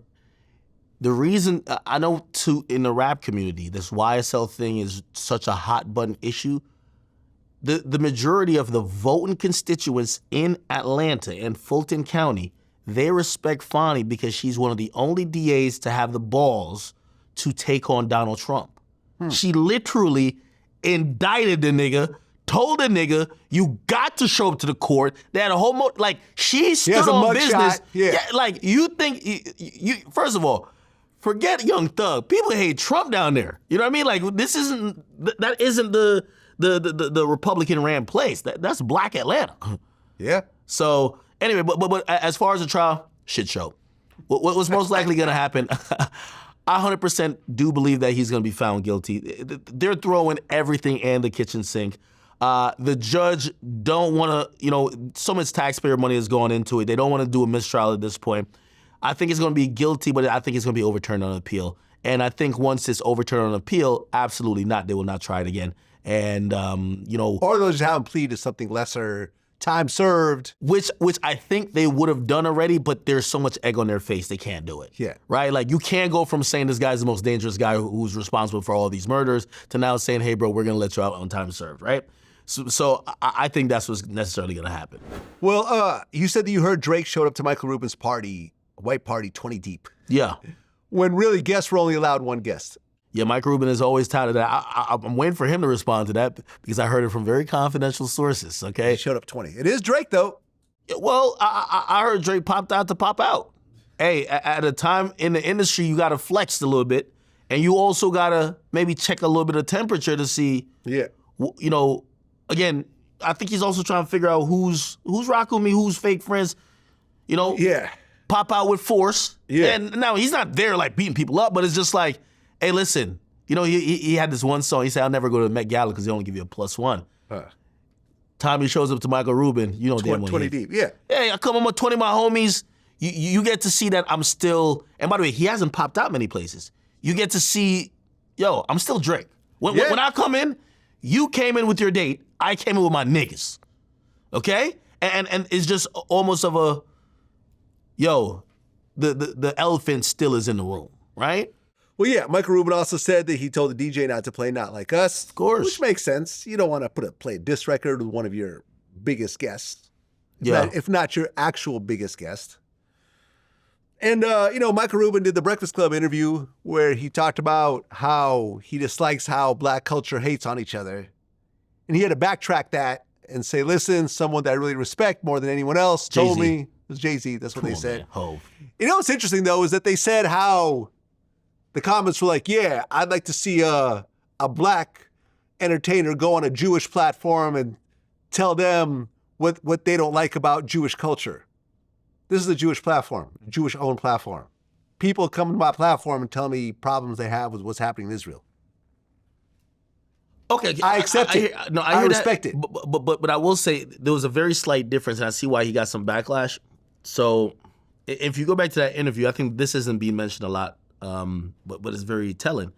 So he says he doesn't like when, he says one part of black culture he doesn't like is when black people hate on black people. And then Charlamagne kind of parlays the question to be like, okay, you're Jewish. Are you trying to say that, Jewish people support other Jewish people more?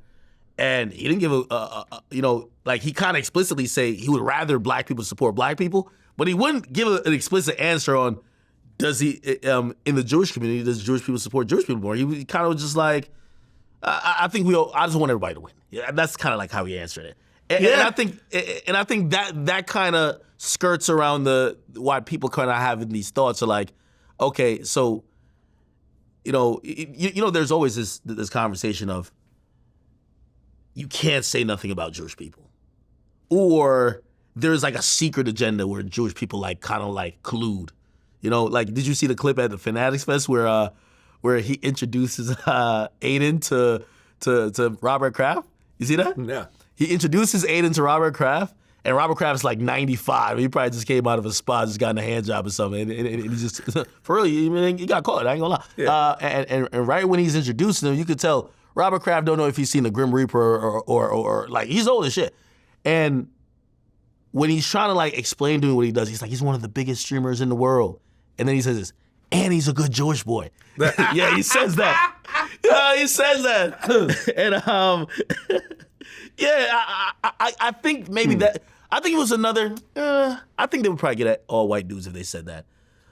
It's one of those things where it's like, people drew the association to black on black crime. I don't think that's necessarily the right association to give, but it didn't sound right when he said what I don't like about black culture, right? No, fair enough. And in hip hop though, Jewish people don't fuck with each other because really. Well, look, me and Aiden Ross don't get along. Nah, but it's Aiden Ross. We're talking about the powerful ones, man. Clearly not powerful, but I remember what's his name? Is Leor Jewish or no? Who? Leor. Yeah. You fuck with Leor? I fuck with Leor. That's who we talking about. I'm talking about Aiden Ross. Aiden Ross is over here making gay jokes in the stream. That's my man's. But it's like, yo, the powerful people, they're locked in. You know what I mean, right? Yeah, but me and Leor aren't locked in like that. We talk, and he's come on my platform to promote, the City of Hope and stuff like that, but... Y'all are allies. Yeah. Exactly. We go with each other. For example, bum-ass Peter Rosenberg, I remember when me and Elliot, did the interview, and we both agreed that Nadeska doesn't belong on the power list. That caused a whole bunch of backlash. That's my sis. Look, people try to come back and say... she don't bother nobody. She does a good job. Never said she did a bad job. Never said that she bothers people or whatever else. My point was the impact that she makes is not on the same level as the other 15 people. She has a show with I believe Ebro and some other guy. Yeah, and that other guy pointed out that he was mad that I didn't know about his show. But no one really knows. You don't even know the name of the show either. No, it's Rap Life or something. Okay. I'm just saying it doesn't make a big impact. That's all I'm saying. And I'm biased to the desk. I'm always biased. If she did bother some more people, and she said, she's like, listen, since Everyday Struggle, she responded to what we said. Did? Yeah, she said, ever since Everyday Struggle, I've learned to ignore these, these rap lists. And, I'm happy with my slow and steady pace and so forth. And that's cool. I salute her. I think she does a fine job. But This is the group of people who shake shit up. And she just doesn't shake shit up because that's not her style. But if you don't shake shit up, you can't be on this list. But Angie don't shake shit up neither. I mean, I was a little iffy about her being on the list also, to be honest.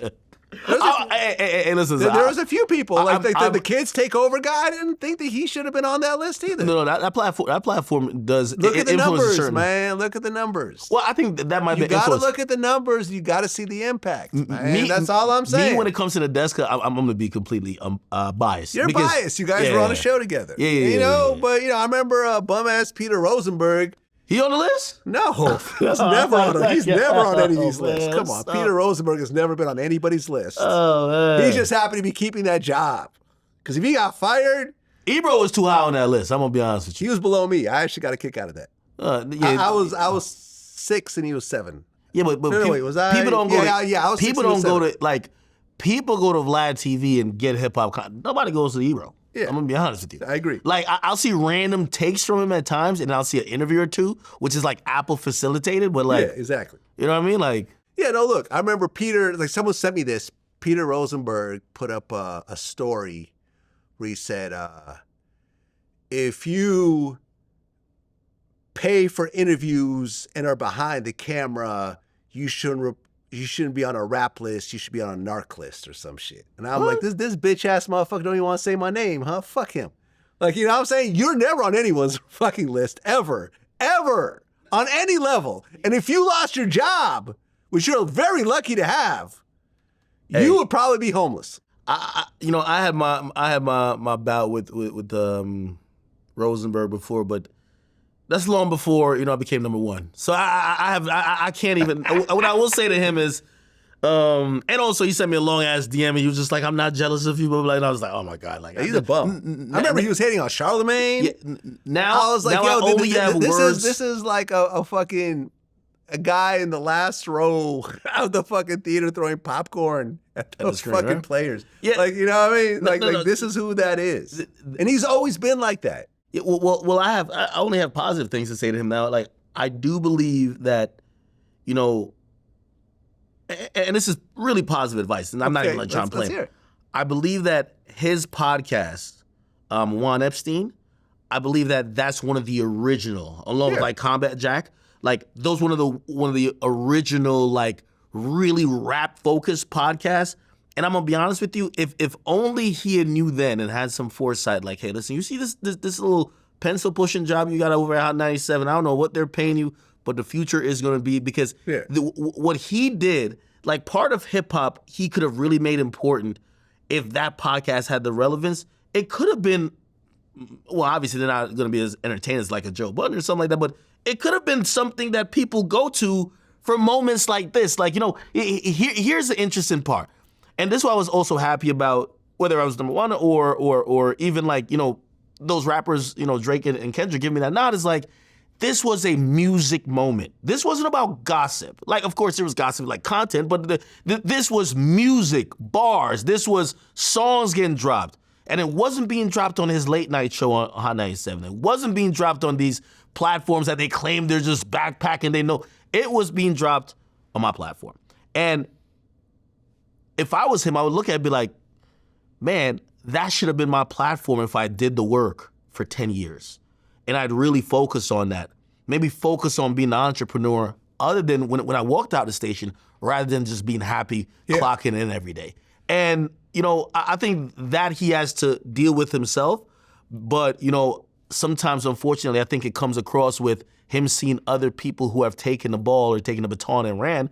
And that's like the Ebro thing, where it's just like, just throw some hate over the wall and just hope you hear somebody get hit because you're not over there. You get what I'm saying? Yeah, man, listen. I mean, it's hard to keep a 9-to-5 job and be an entrepreneur at the same time. Whatever that means. Is it? It is. Yeah. Well, here's the thing. Because you're competing against the full-time entrepreneurs. Well, I've always, okay, you're right about that. You become a hobbyist. I look at Peter Rosenberg, and I remember he was hating on Charlemagne. Yeah, you'll never get an Emmy. All these shows you did, they flopped. Blah, blah, blah. He's had opportunities to do shows also. Remember Late Night with Peter Rosenberg and stuff like that? They've all flopped as well. You've had more opportunities than I have, actually, to think about it. I've never been on a major radio station. I've never been given a show accomplice, even though I made them millions of dollars. You know what I'm saying? So you've had all these opportunities, but you had to keep that Hot 97 job because you were too scared to go and really believe in yourself. Your place. That's what happened. The crazy thing about him. Am I right? Yeah, no. The crazy thing about him. And this is why you still are where you are. He was on the radio when I came to New York in like 2002, around that time. And you still pretty much, and wow, this dude's on the radio. Still there with the same fucking job. In fact, I believe he went down a notch because Ebro came and took his spot. To the show, man. And Crazy. pushed him down. It's crazy that, put like this, you have to, I think, you'll see from time to time, like recently you see Charlamagne he put up a Big Sean interview. He doesn't even have to really work his social media stuff like that, or like his YouTube. Obviously he does like late night shows, he writes book, this and third. Yeah. Here's the difference between like Charlamagne doesn't need to do that.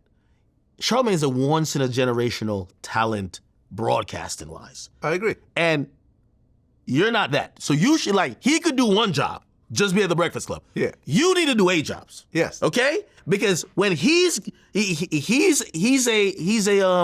what do you call it? He's a franchise player. You're basically not even the 6th man. You get what I'm saying? You can't talk about the franchise player. At least the franchise player is gonna put butts in the seat. Yeah. Right? They don't have to look at, did the endorsement come in? Hey, do I gotta pop up here to sign some cards? No. But you gotta milk it for what they got, man. Hey, listen, the fact that he's clowning that I pay for interviews because I'm a fucking entrepreneur and I've built a multi-million-dollar a year business over 16 years when all you've done is collect a fucking paycheck? Have you lost your fucking mind? We are not even in the same conversation on any level. You can't stand next to me. You're not viewed on the same level as I am because you're too scared. You're too much of a pussy to actually quit that job and believe in yourself.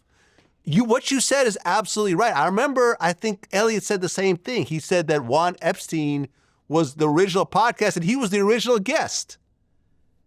And look, all these years later, that podcast is just a footnote in history. It's not mentioned in one of the great podcasts. It's not mentioned in one of, because you're too much of a coward. You're too much of a coward to quit your job and say, I believe in myself, because you don't really believe in yourself. That's why. You're not a man that actually believes in his own abilities. You know that you need to go to work every day and collect that paycheck while everyone else chases their dreams. So don't take little shots at me, bro. Like, honestly, because when I put millions of dollars in people's pockets. Millions of dollars. When the fucking pandemic, I helped out a lot of my fucking regular guests who couldn't buy groceries at the time because they couldn't tour and everything else like that. You could suck my dick, Peter Rosenberg, with that shit. And next time, put my fucking name on it, pussy.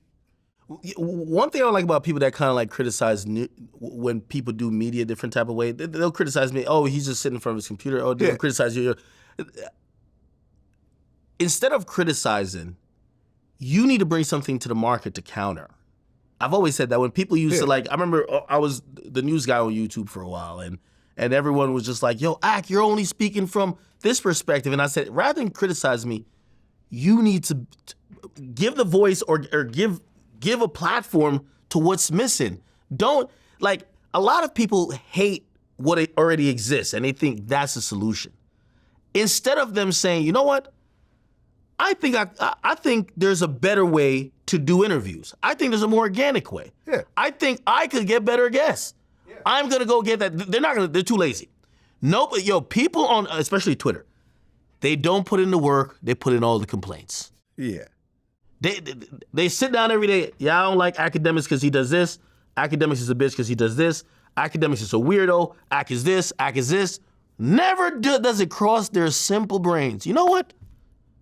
If I don't like that and that guy who I think is not good is even marginally successful, let me do this other thing the better way.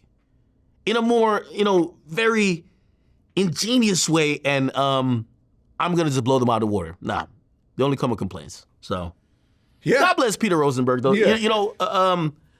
For what it's worth, again, there was a time that I tuned into some of this stuff coming up, and listen, I don't even want to beef with him. Like, man, salute, man.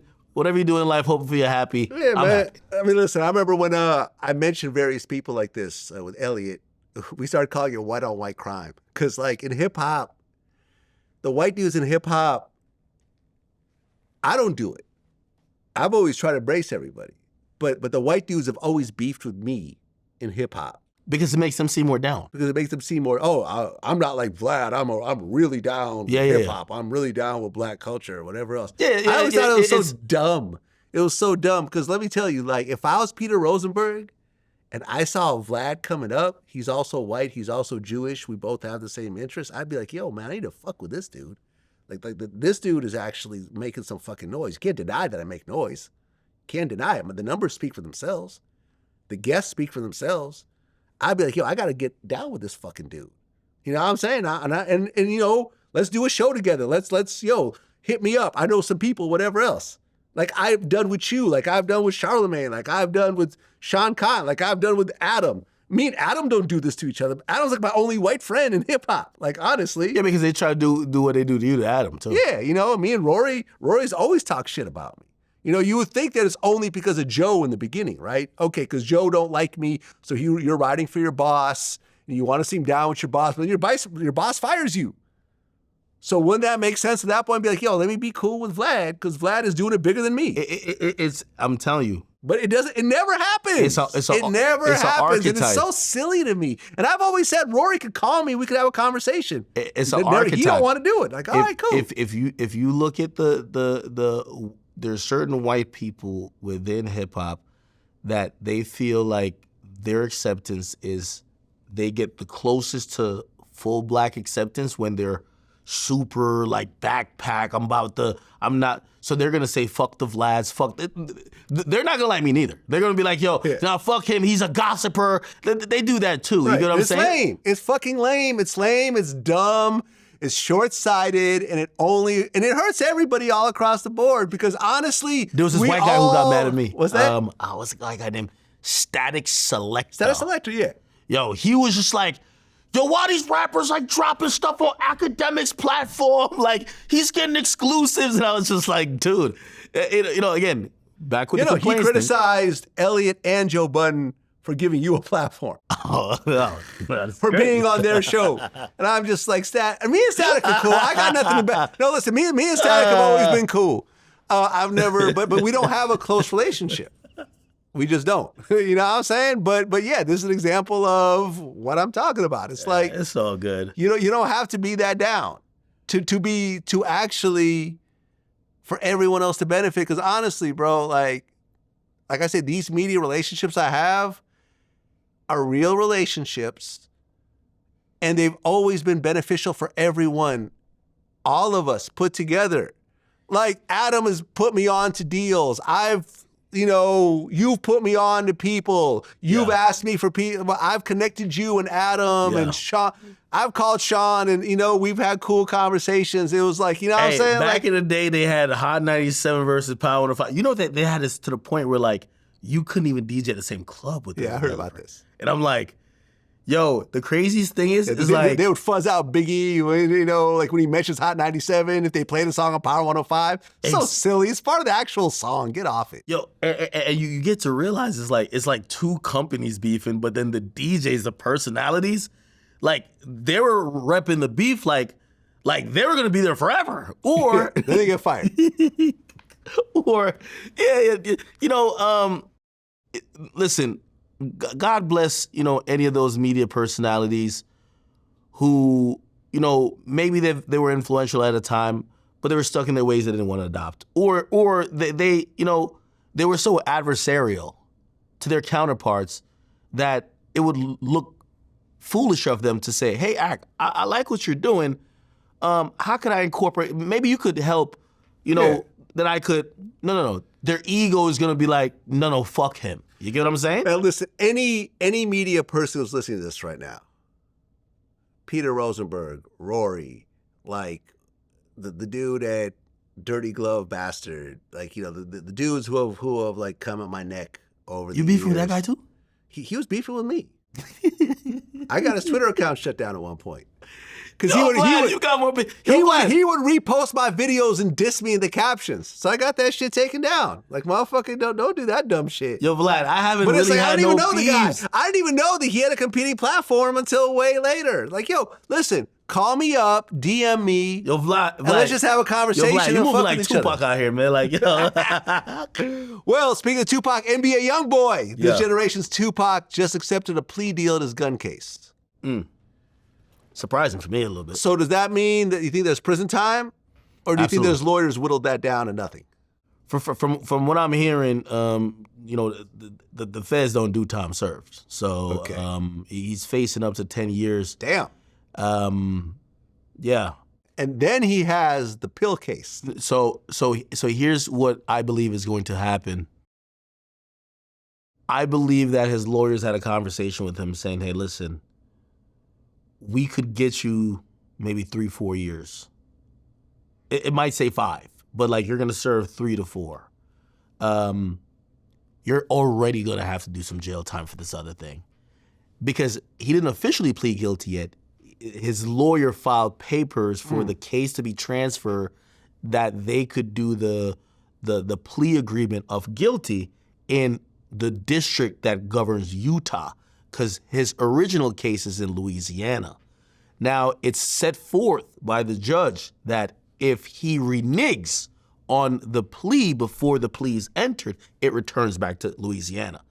The reason why I would think that he would want that case get moved to Utah is because he's trying to resolve both cases at the same time. I know one's federal and one's state, but he's trying to resolve both cases at one time, and possibly, you know, he could do the, you know, maybe a negotiation for the plea, even though it's going to be federal prosecutors, where it could, you know, he could be doing, I don't know if you could do that with federal and state, but I do believe he's just trying to resolve both cases. That would be the only thing that would be keeping him in jail.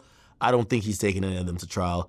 If he's not taking this to trial, he's not taking because there's a preponderance of evidence on the state case, the pill case. Yeah. He was calling up the pharmacist and be like, say, like, he's talking like a Louisiana dude. Like, say, hey, did you write that prescription? Like, he would be calling the pharmacist and be like, hey, did you give the audio pills? recordings of this? Yes. Oh shit. This is tapped. Like, you know what I mean? Like, and they said he would try to sound like a woman.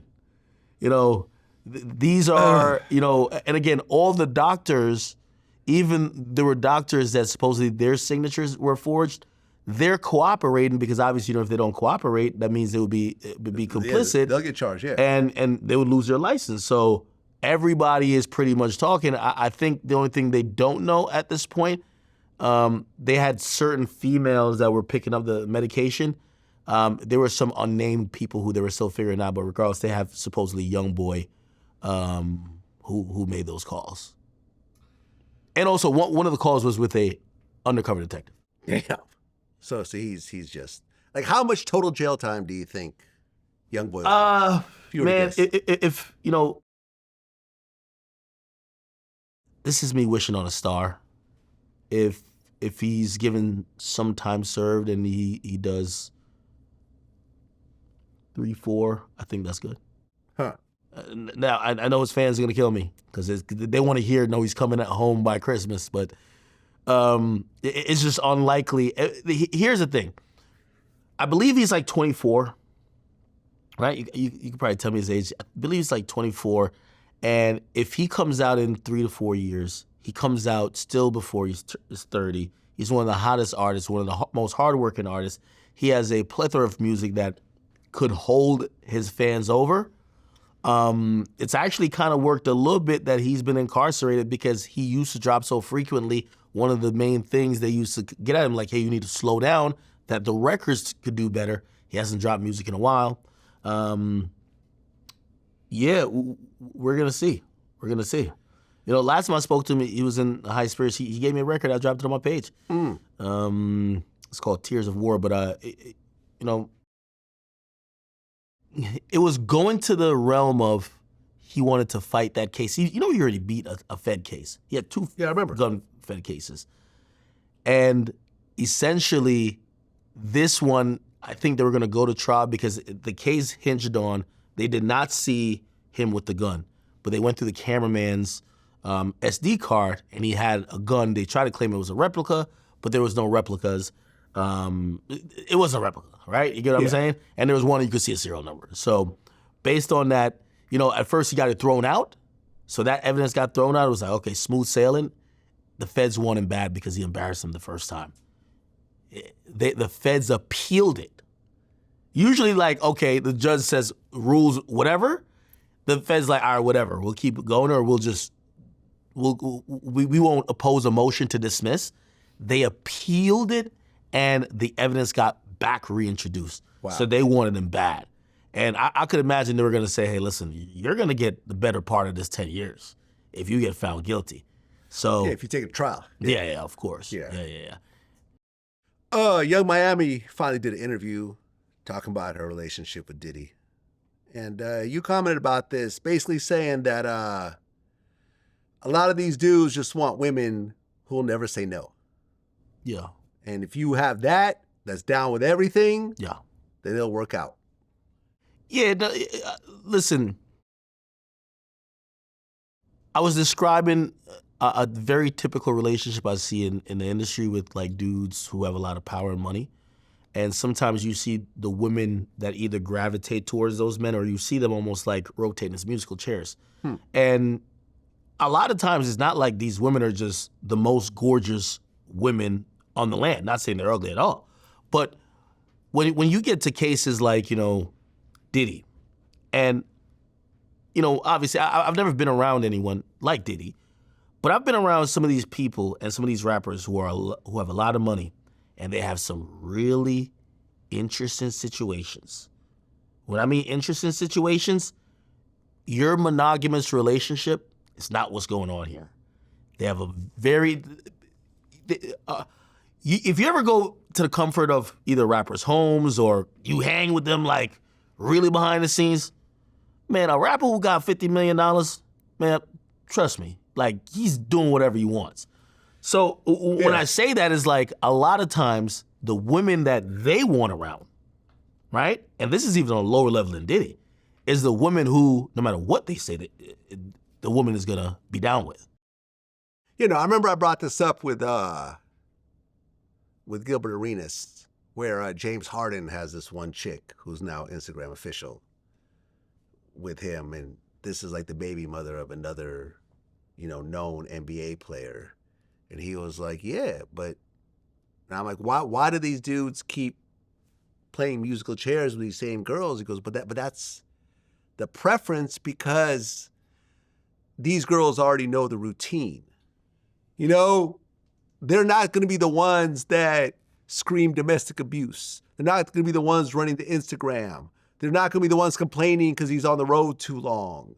You know what I'm saying? That they know what is expected of them and they're down with the program. Hey, I watched that interview, and for rappers, rappers deal with different girls. Gilbert's 100 million% right. Basketball players, they have to deal with certain women. Right. Because and you one allegation, you're done. You never see a lot of drama coming out of the basketball world. Yes. Yeah, and believe me, basketball players is fucking these hoes. Like, they're really going, but they operate, and they rather operate with the safe women. Yeah, you might say they were ran through. You might say, well, so-and-so, oh, I just seen her on this person's yacht and this person's yacht. Cool. But that person, like, again, I'm just making this up. And this is for athletes in general, most athletes. Say they do steroids. Yeah, the girl ain't never gonna tell when she get mad. Yeah. Let a rapper, man, a rapper go get caught fucking, a rapper get a girl who was a hood rat, man, she go through his phone, all of a sudden, man, she online snitching about all type of stuff. Did you see, YG and Sweetie? What, that? I mean, but even a chick will, I seen a girl, she dropped the location, this is during the beef the aftermath with the Fulio situation, one of the girlfriends to one of the dudes that was online and people were saying, is this the killer? He got into it with his girl. His girl posted up on her story, if y'all want to kill this bitch ass nigga, he live over here. Woo! Dropped his location. Woo! Hood rat. You know, her emotions doesn't realize, yo, no matter how, that's what basketball players keep it really good.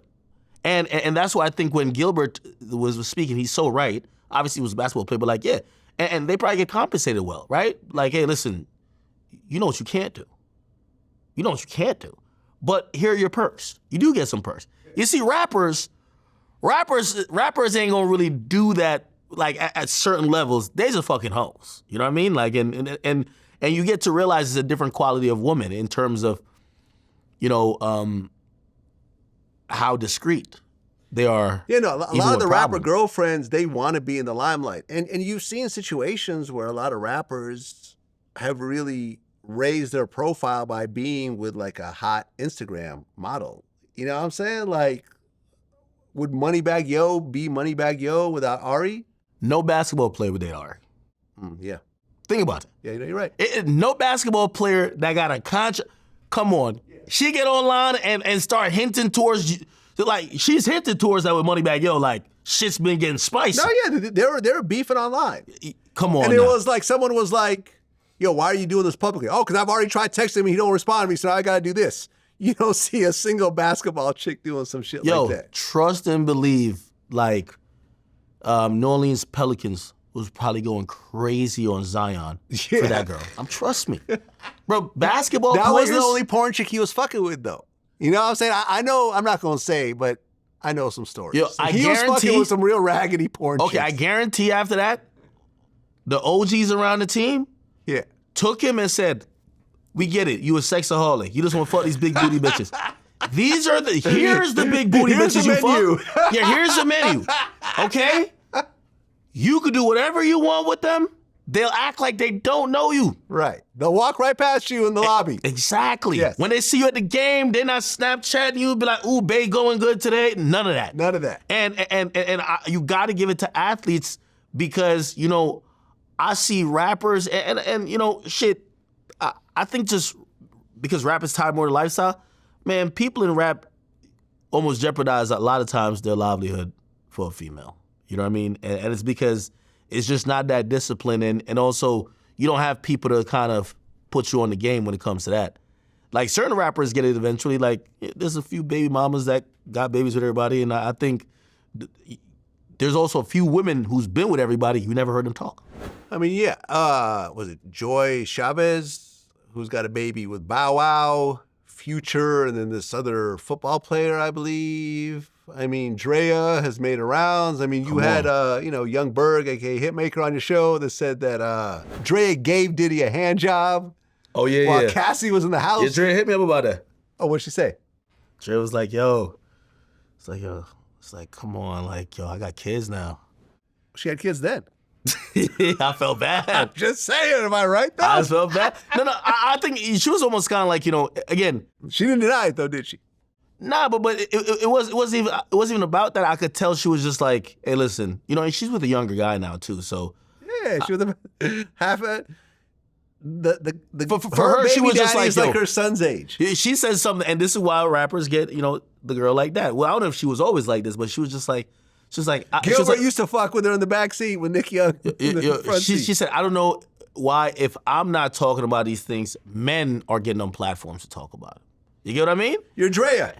You're a name. Well, she's thinking about it like she's the discreet girl now. She's a girl who, again, obviously, you know, when she was younger, she was a little bit louder with stuff. Like, then she was like, I could delete my wholeness, this, and third. But now, she's the person that if you go deal with, she's not going to say none. You get what I'm saying? So, again, hey, you know, God bless her, salute to her. You know, it's a trade-off for dudes because I'm going to be honest with you. I don't know how these rappers do. You go get with a girl and, you know, every rapper you did a feature with fucked her? Oh, my God. Like, Jesus Christ, like, nigga, I be in a room fucking her, like, just hearing all type of soundtracks. Like, what the fuck? I'm hearing Migos ad-lib. I'm over here Chris Brown harmonizing. I'm like, God, oh, y'all done fuck this bitch. Like, God damn. But. And you know something? I remember I was with a chick like that one time. This is before Vlad TV. Yeah. met this chick. She's really pretty. She damn near moves in, and and it's just us. It's cool. We go to Miami on one of those weekends. Next thing you know, all the rappers are blowing up her phone. She knows everybody. And then we get into a bit of an argument. She's like, yo, I'm going to go see a friend of mine in the lobby. She don't come back that night. I felt so fucked up. You flew back? I kicked her out. What, did you fly her back from? No, I left. I left and I told her, when you come back to Jersey, your stuff will be packed. And that's what you stood on business? Yeah. Yeah, that was too much for me, man. Like, who was the rapper? Oh, man. I think I don't remember who the rapper was, but she had some sort of relations with Slim Thug at one point. And damn. She knew Don Magic Juan, and she was chasing behind Allen Iverson. And like, it was just like, it was turning my stomach. Old school hoe. Yeah, it was, and then she had to have a baby with some soccer player later on. And I remember she ran into me and she apologized. And I'm like, yo, don't worry about it. It's all good. I feel bad for women like that, because there's a bunch of women that are in the industry. Like, put it like this. In their early 20s, they just want to, like, the free tickets to the show, showing up as possible arm candy, or like, you ever see the girls do the backstage photo? Yeah. Like, you could tell she's clearly at the side of the stage and she's recording. That's all that does it for them, right? In their early 20s. Past that, they trying to get one of these dudes to take them serious, but they don't want no bump. Now they're used to the lifestyle. They don't want to date a plumber. They don't want to, not saying these guys are bums, they don't want to date an electrician. So now they're going from high profile guy to high profile guy, but everybody kind of like, everybody is thinking, yeah, I'm gonna fuck her, but don't nut at her. Nobody's gonna wife her up. She might get a baby here and there, but nobody really takes her serious. And then, I don't know, I think it's a very sad existence for the majority of women who kind of just chase that circuit, because they become 40-year-old with a kid from a dude who probably fell off, who has a family, who's not there, and all they get left with is the stories of, oh I know Allen Iverson, yeah, of course. I mean, it happened to Corinne Steffens. She had a baby with Cool G Rap. At the time, limos, the high life, and then his career declined, and and now he's a deadbeat, and he don't get to see his kid, and it's a mess. And then she's off being Superhead. You know what I'm saying? So it's one of those things where it doesn't end too well. And I remember you actually said that Ruby Rose is setting up a future Me Too case by hinting that several rappers were dating her while she was underage. Yeah. And I remember when I interviewed her for the first time, she had said that she messed with Travis Scott when she was like a teenager. She said a bunch of names. Well, because there are rumors about you and various famous men. I'm going to name a few. Okay, I'll tell you which one. You could react. Okay. Cam Newton. That one was weird. No, never. I've never even met him. Okay. Talked to him, nothing. Travis Scott. When I was younger. Oh wait, actually I shouldn't do this. I shouldn't do this game. I shouldn't do this game. I just got a few more names. Should I do this game? Oh wait, let me see. Because I'm going to take the ones that are not Okay, true. when you were younger. Yeah, when I was younger. Okay. Shout out to Travis Scott, one of the monsters out there in music right now. Definitely. And shout out to his new baby. Yeah, beautiful. And his beautiful wife. Beautiful lady. Soulja Boy. Fudge no. I think we DM'd as friends, but like nothing like freaky or crazy. Lil Yachty. We're friends. We've worked together. Okay. 21 Savage. When I was younger. Oh wait, how many more are left? No, that's it. Okay, cool. Good. All right. That wasn't bad. Look, let me tell you this.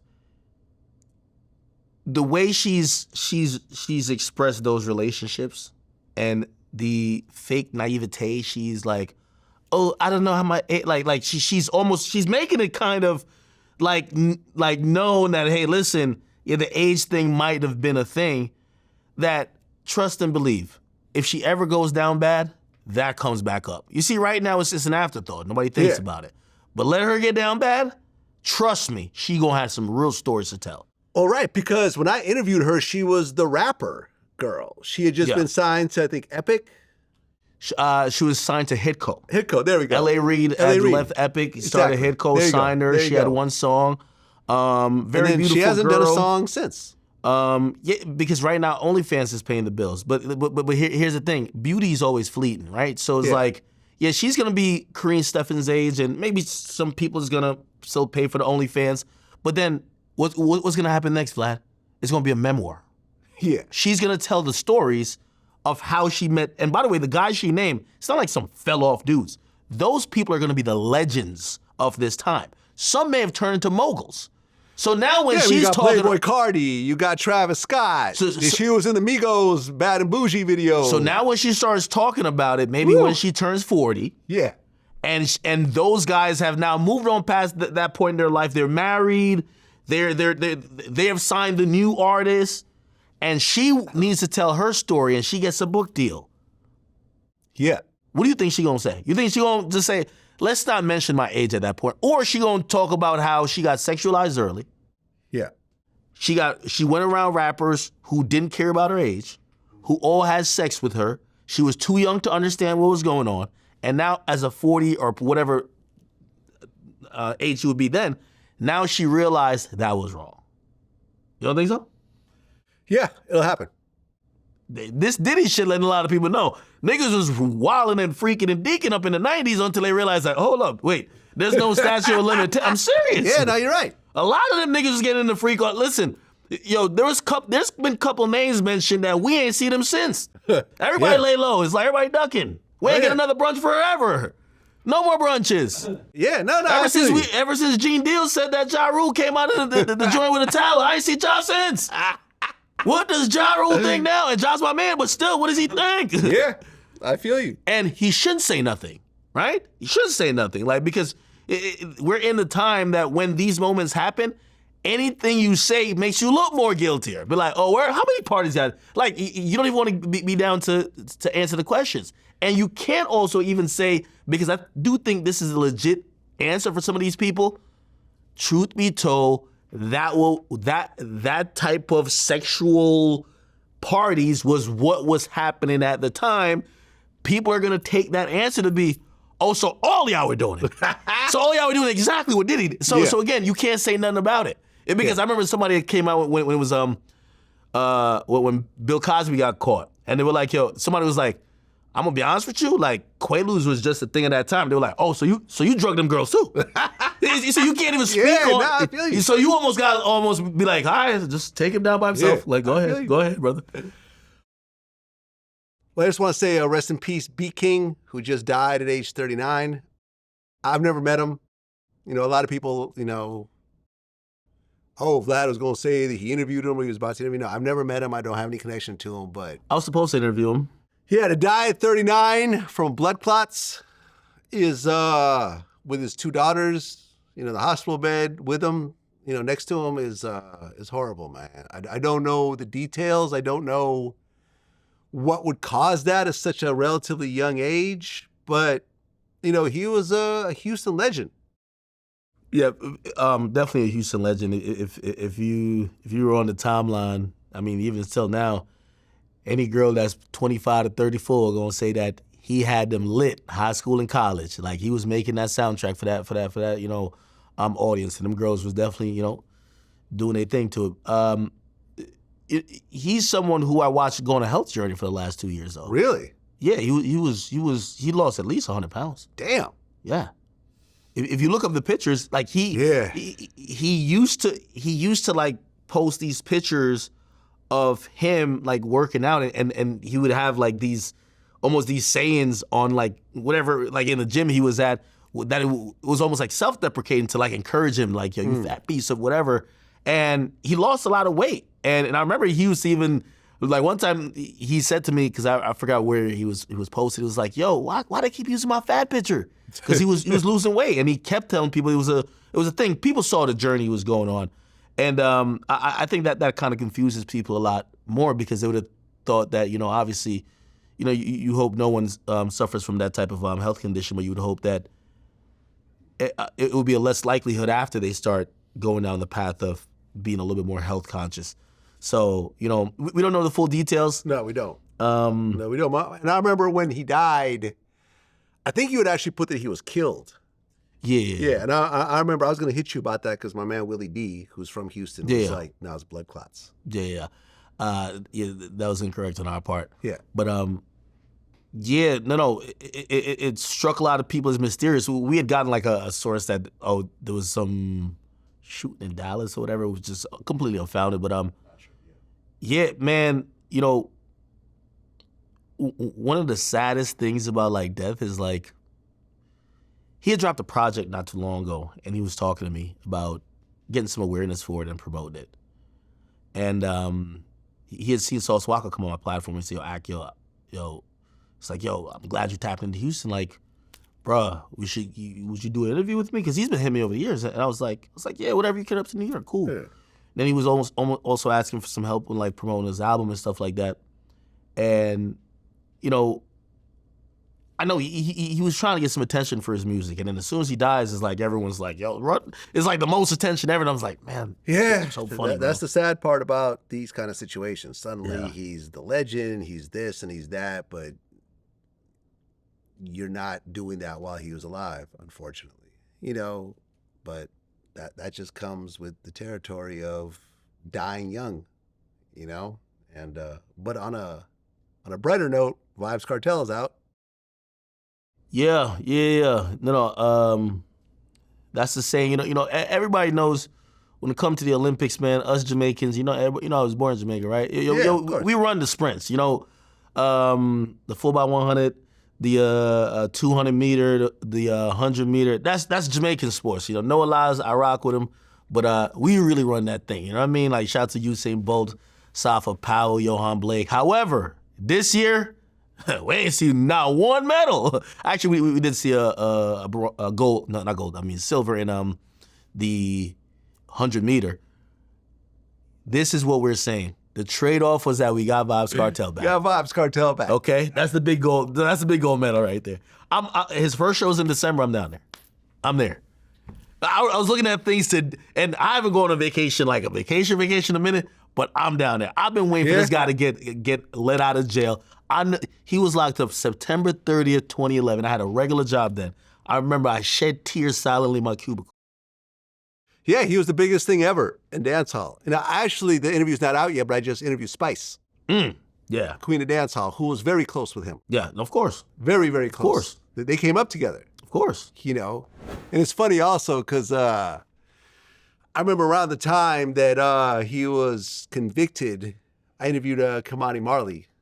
And we were talking about all the different things that are happening. And he was like, you know, there was like the cooperation rumors and everything. He goes, Kamani, you got to hand it to the Marleys, man. He said, you know, I saw some things on TV that the people that he accused of killing weren't very nice people. So what's the big deal anyways? People just love this guy, man. People just love this guy. I'm to the point where they can justify a murder. Yeah, you know? His power is that lad, you know? Yeah. You know why the case got overturned. It has something to do with, there was some sort of one of the jurors, there was something funny about that. Yeah, so they started deliberation. Yeah. Now, keep in mind, they got some good evidence. They got, well, actually, you know, Jamaica police, they don't do the best thing. So they take his phone, which has evidence of him allegedly instructing people how to dispose of the body. They never found the body. However, when they logged the phone into evidence, a few detectives used the phone, called their friends, all type of stuff.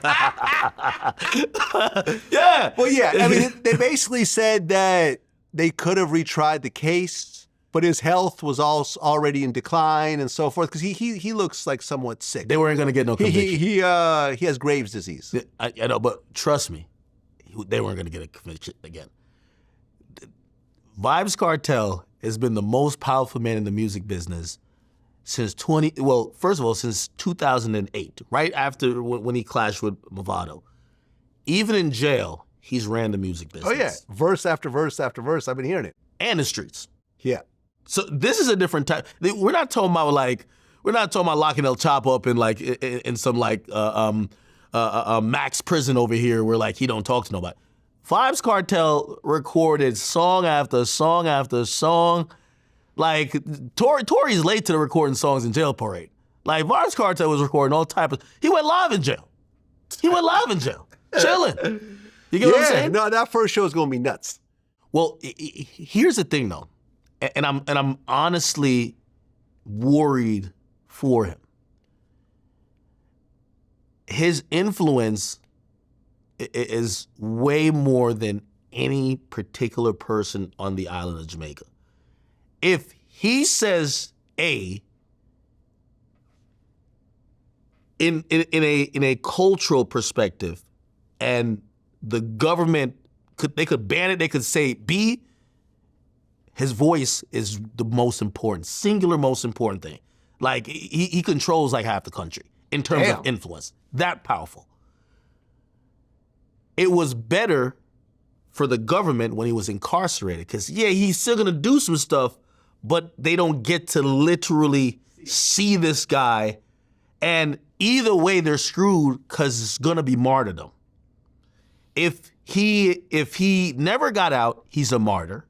If he gets out, this is the worst case scenario, because literally,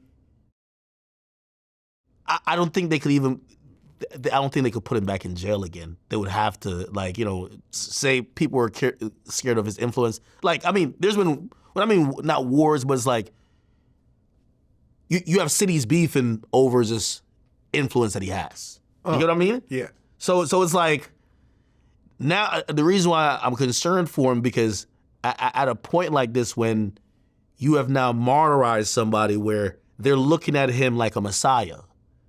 He was already the most powerful person going into jail, but now he got out of jail? Sometimes if you're believing to these conspiracy theories, people realize there's only one way to get you out of here. Because I'm gonna be honest with you, the government hasn't even acknowledged, or they're probably thinking now, what's the road plan? Because he's a controversial guy. Right now he's focused on health, but wait till he gets back to being him, and he says, A, that's gonna go against every value, tradition, maybe some laws, and the government is saying, no. We ain't let you out for that now. We let you out to just live your life quietly, but he's not gonna be quiet. So something's gonna have to give, and until then, I'm gonna go enjoy that concert in December, man. It's just gonna be great, man. Free world boss. That's what it is. That's what it is. DJ Akademiks, another classic in the can. Yeah. You'll see me on, Off the Record next time. Yeah. And man, keep moving, man. Definitely appreciate our relationship. Of course. On and off the camera. And congratulations on your #1 slot. You watch my interviews with Elliot or anything else, man, I was like, yo, bro, well-deserved. I would never say that you're the I furthest thing belong from a there hater, or man. anything. I'm happy with my #6 slot. You deserve that #1. You put in that If I work. start putting some respect on your name now, Vlad, I'm telling you. Yeah, I feel like I felt like disrespect to Adam a little bit, but Adam was 22 on the list. I think that was almost a joke, like an inside joke. Oh, Adam 22 will make him 22. But man, listen, congratulations on everything, and I feel like you are far from your prime, man. I feel that you're just gonna keep elevating. You're gonna keep being a bigger and bigger voice, and you've been trailblazing for a while. I saw it early. Mm-hmm. And I appreciate that when I did reach out that, you recognized, and what I'm saying, that you weren't like, nah, fuck this dude, he from the past or whatever, man. You appreciated where I stood and what I've done. And man, looking forward to our next interview. Yeah, I just want people to take away, because I do know I have a lot of people that do like me, but people that don't. And I will say, and I'll address them for a second. I hope people see some growth, right? If you watched me back in 2013 when I was doing the war in Chirac. Yeah, people still try to bring that up. Yeah, that is a... Because I remember, like, before I do interviews sometimes, I'll go on my forum, my YouTube forum, and I'll say, what should I ask so-and-so? Yeah. War in Chirac will show up at least a dozen times. And of it's course. Okay. And I get it. It's still a noteworthy piece of content, whether you like it or hate it. But I hope people have seen that over 10 years of being in the game. It's like, what are you if you're not growing? And I remember my first day on Everyday Struggle, very wide-eyed, but didn't really, know, like, I mean, even these lights would be like just too bright for me at the time. And and I think I've been growing. So you know, I'm excited to kind of go into this next phase, and hopefully, you know, I can just keep pushing the envelope as far as I can. Right? Yep. Till next time. Peace. Next time, man.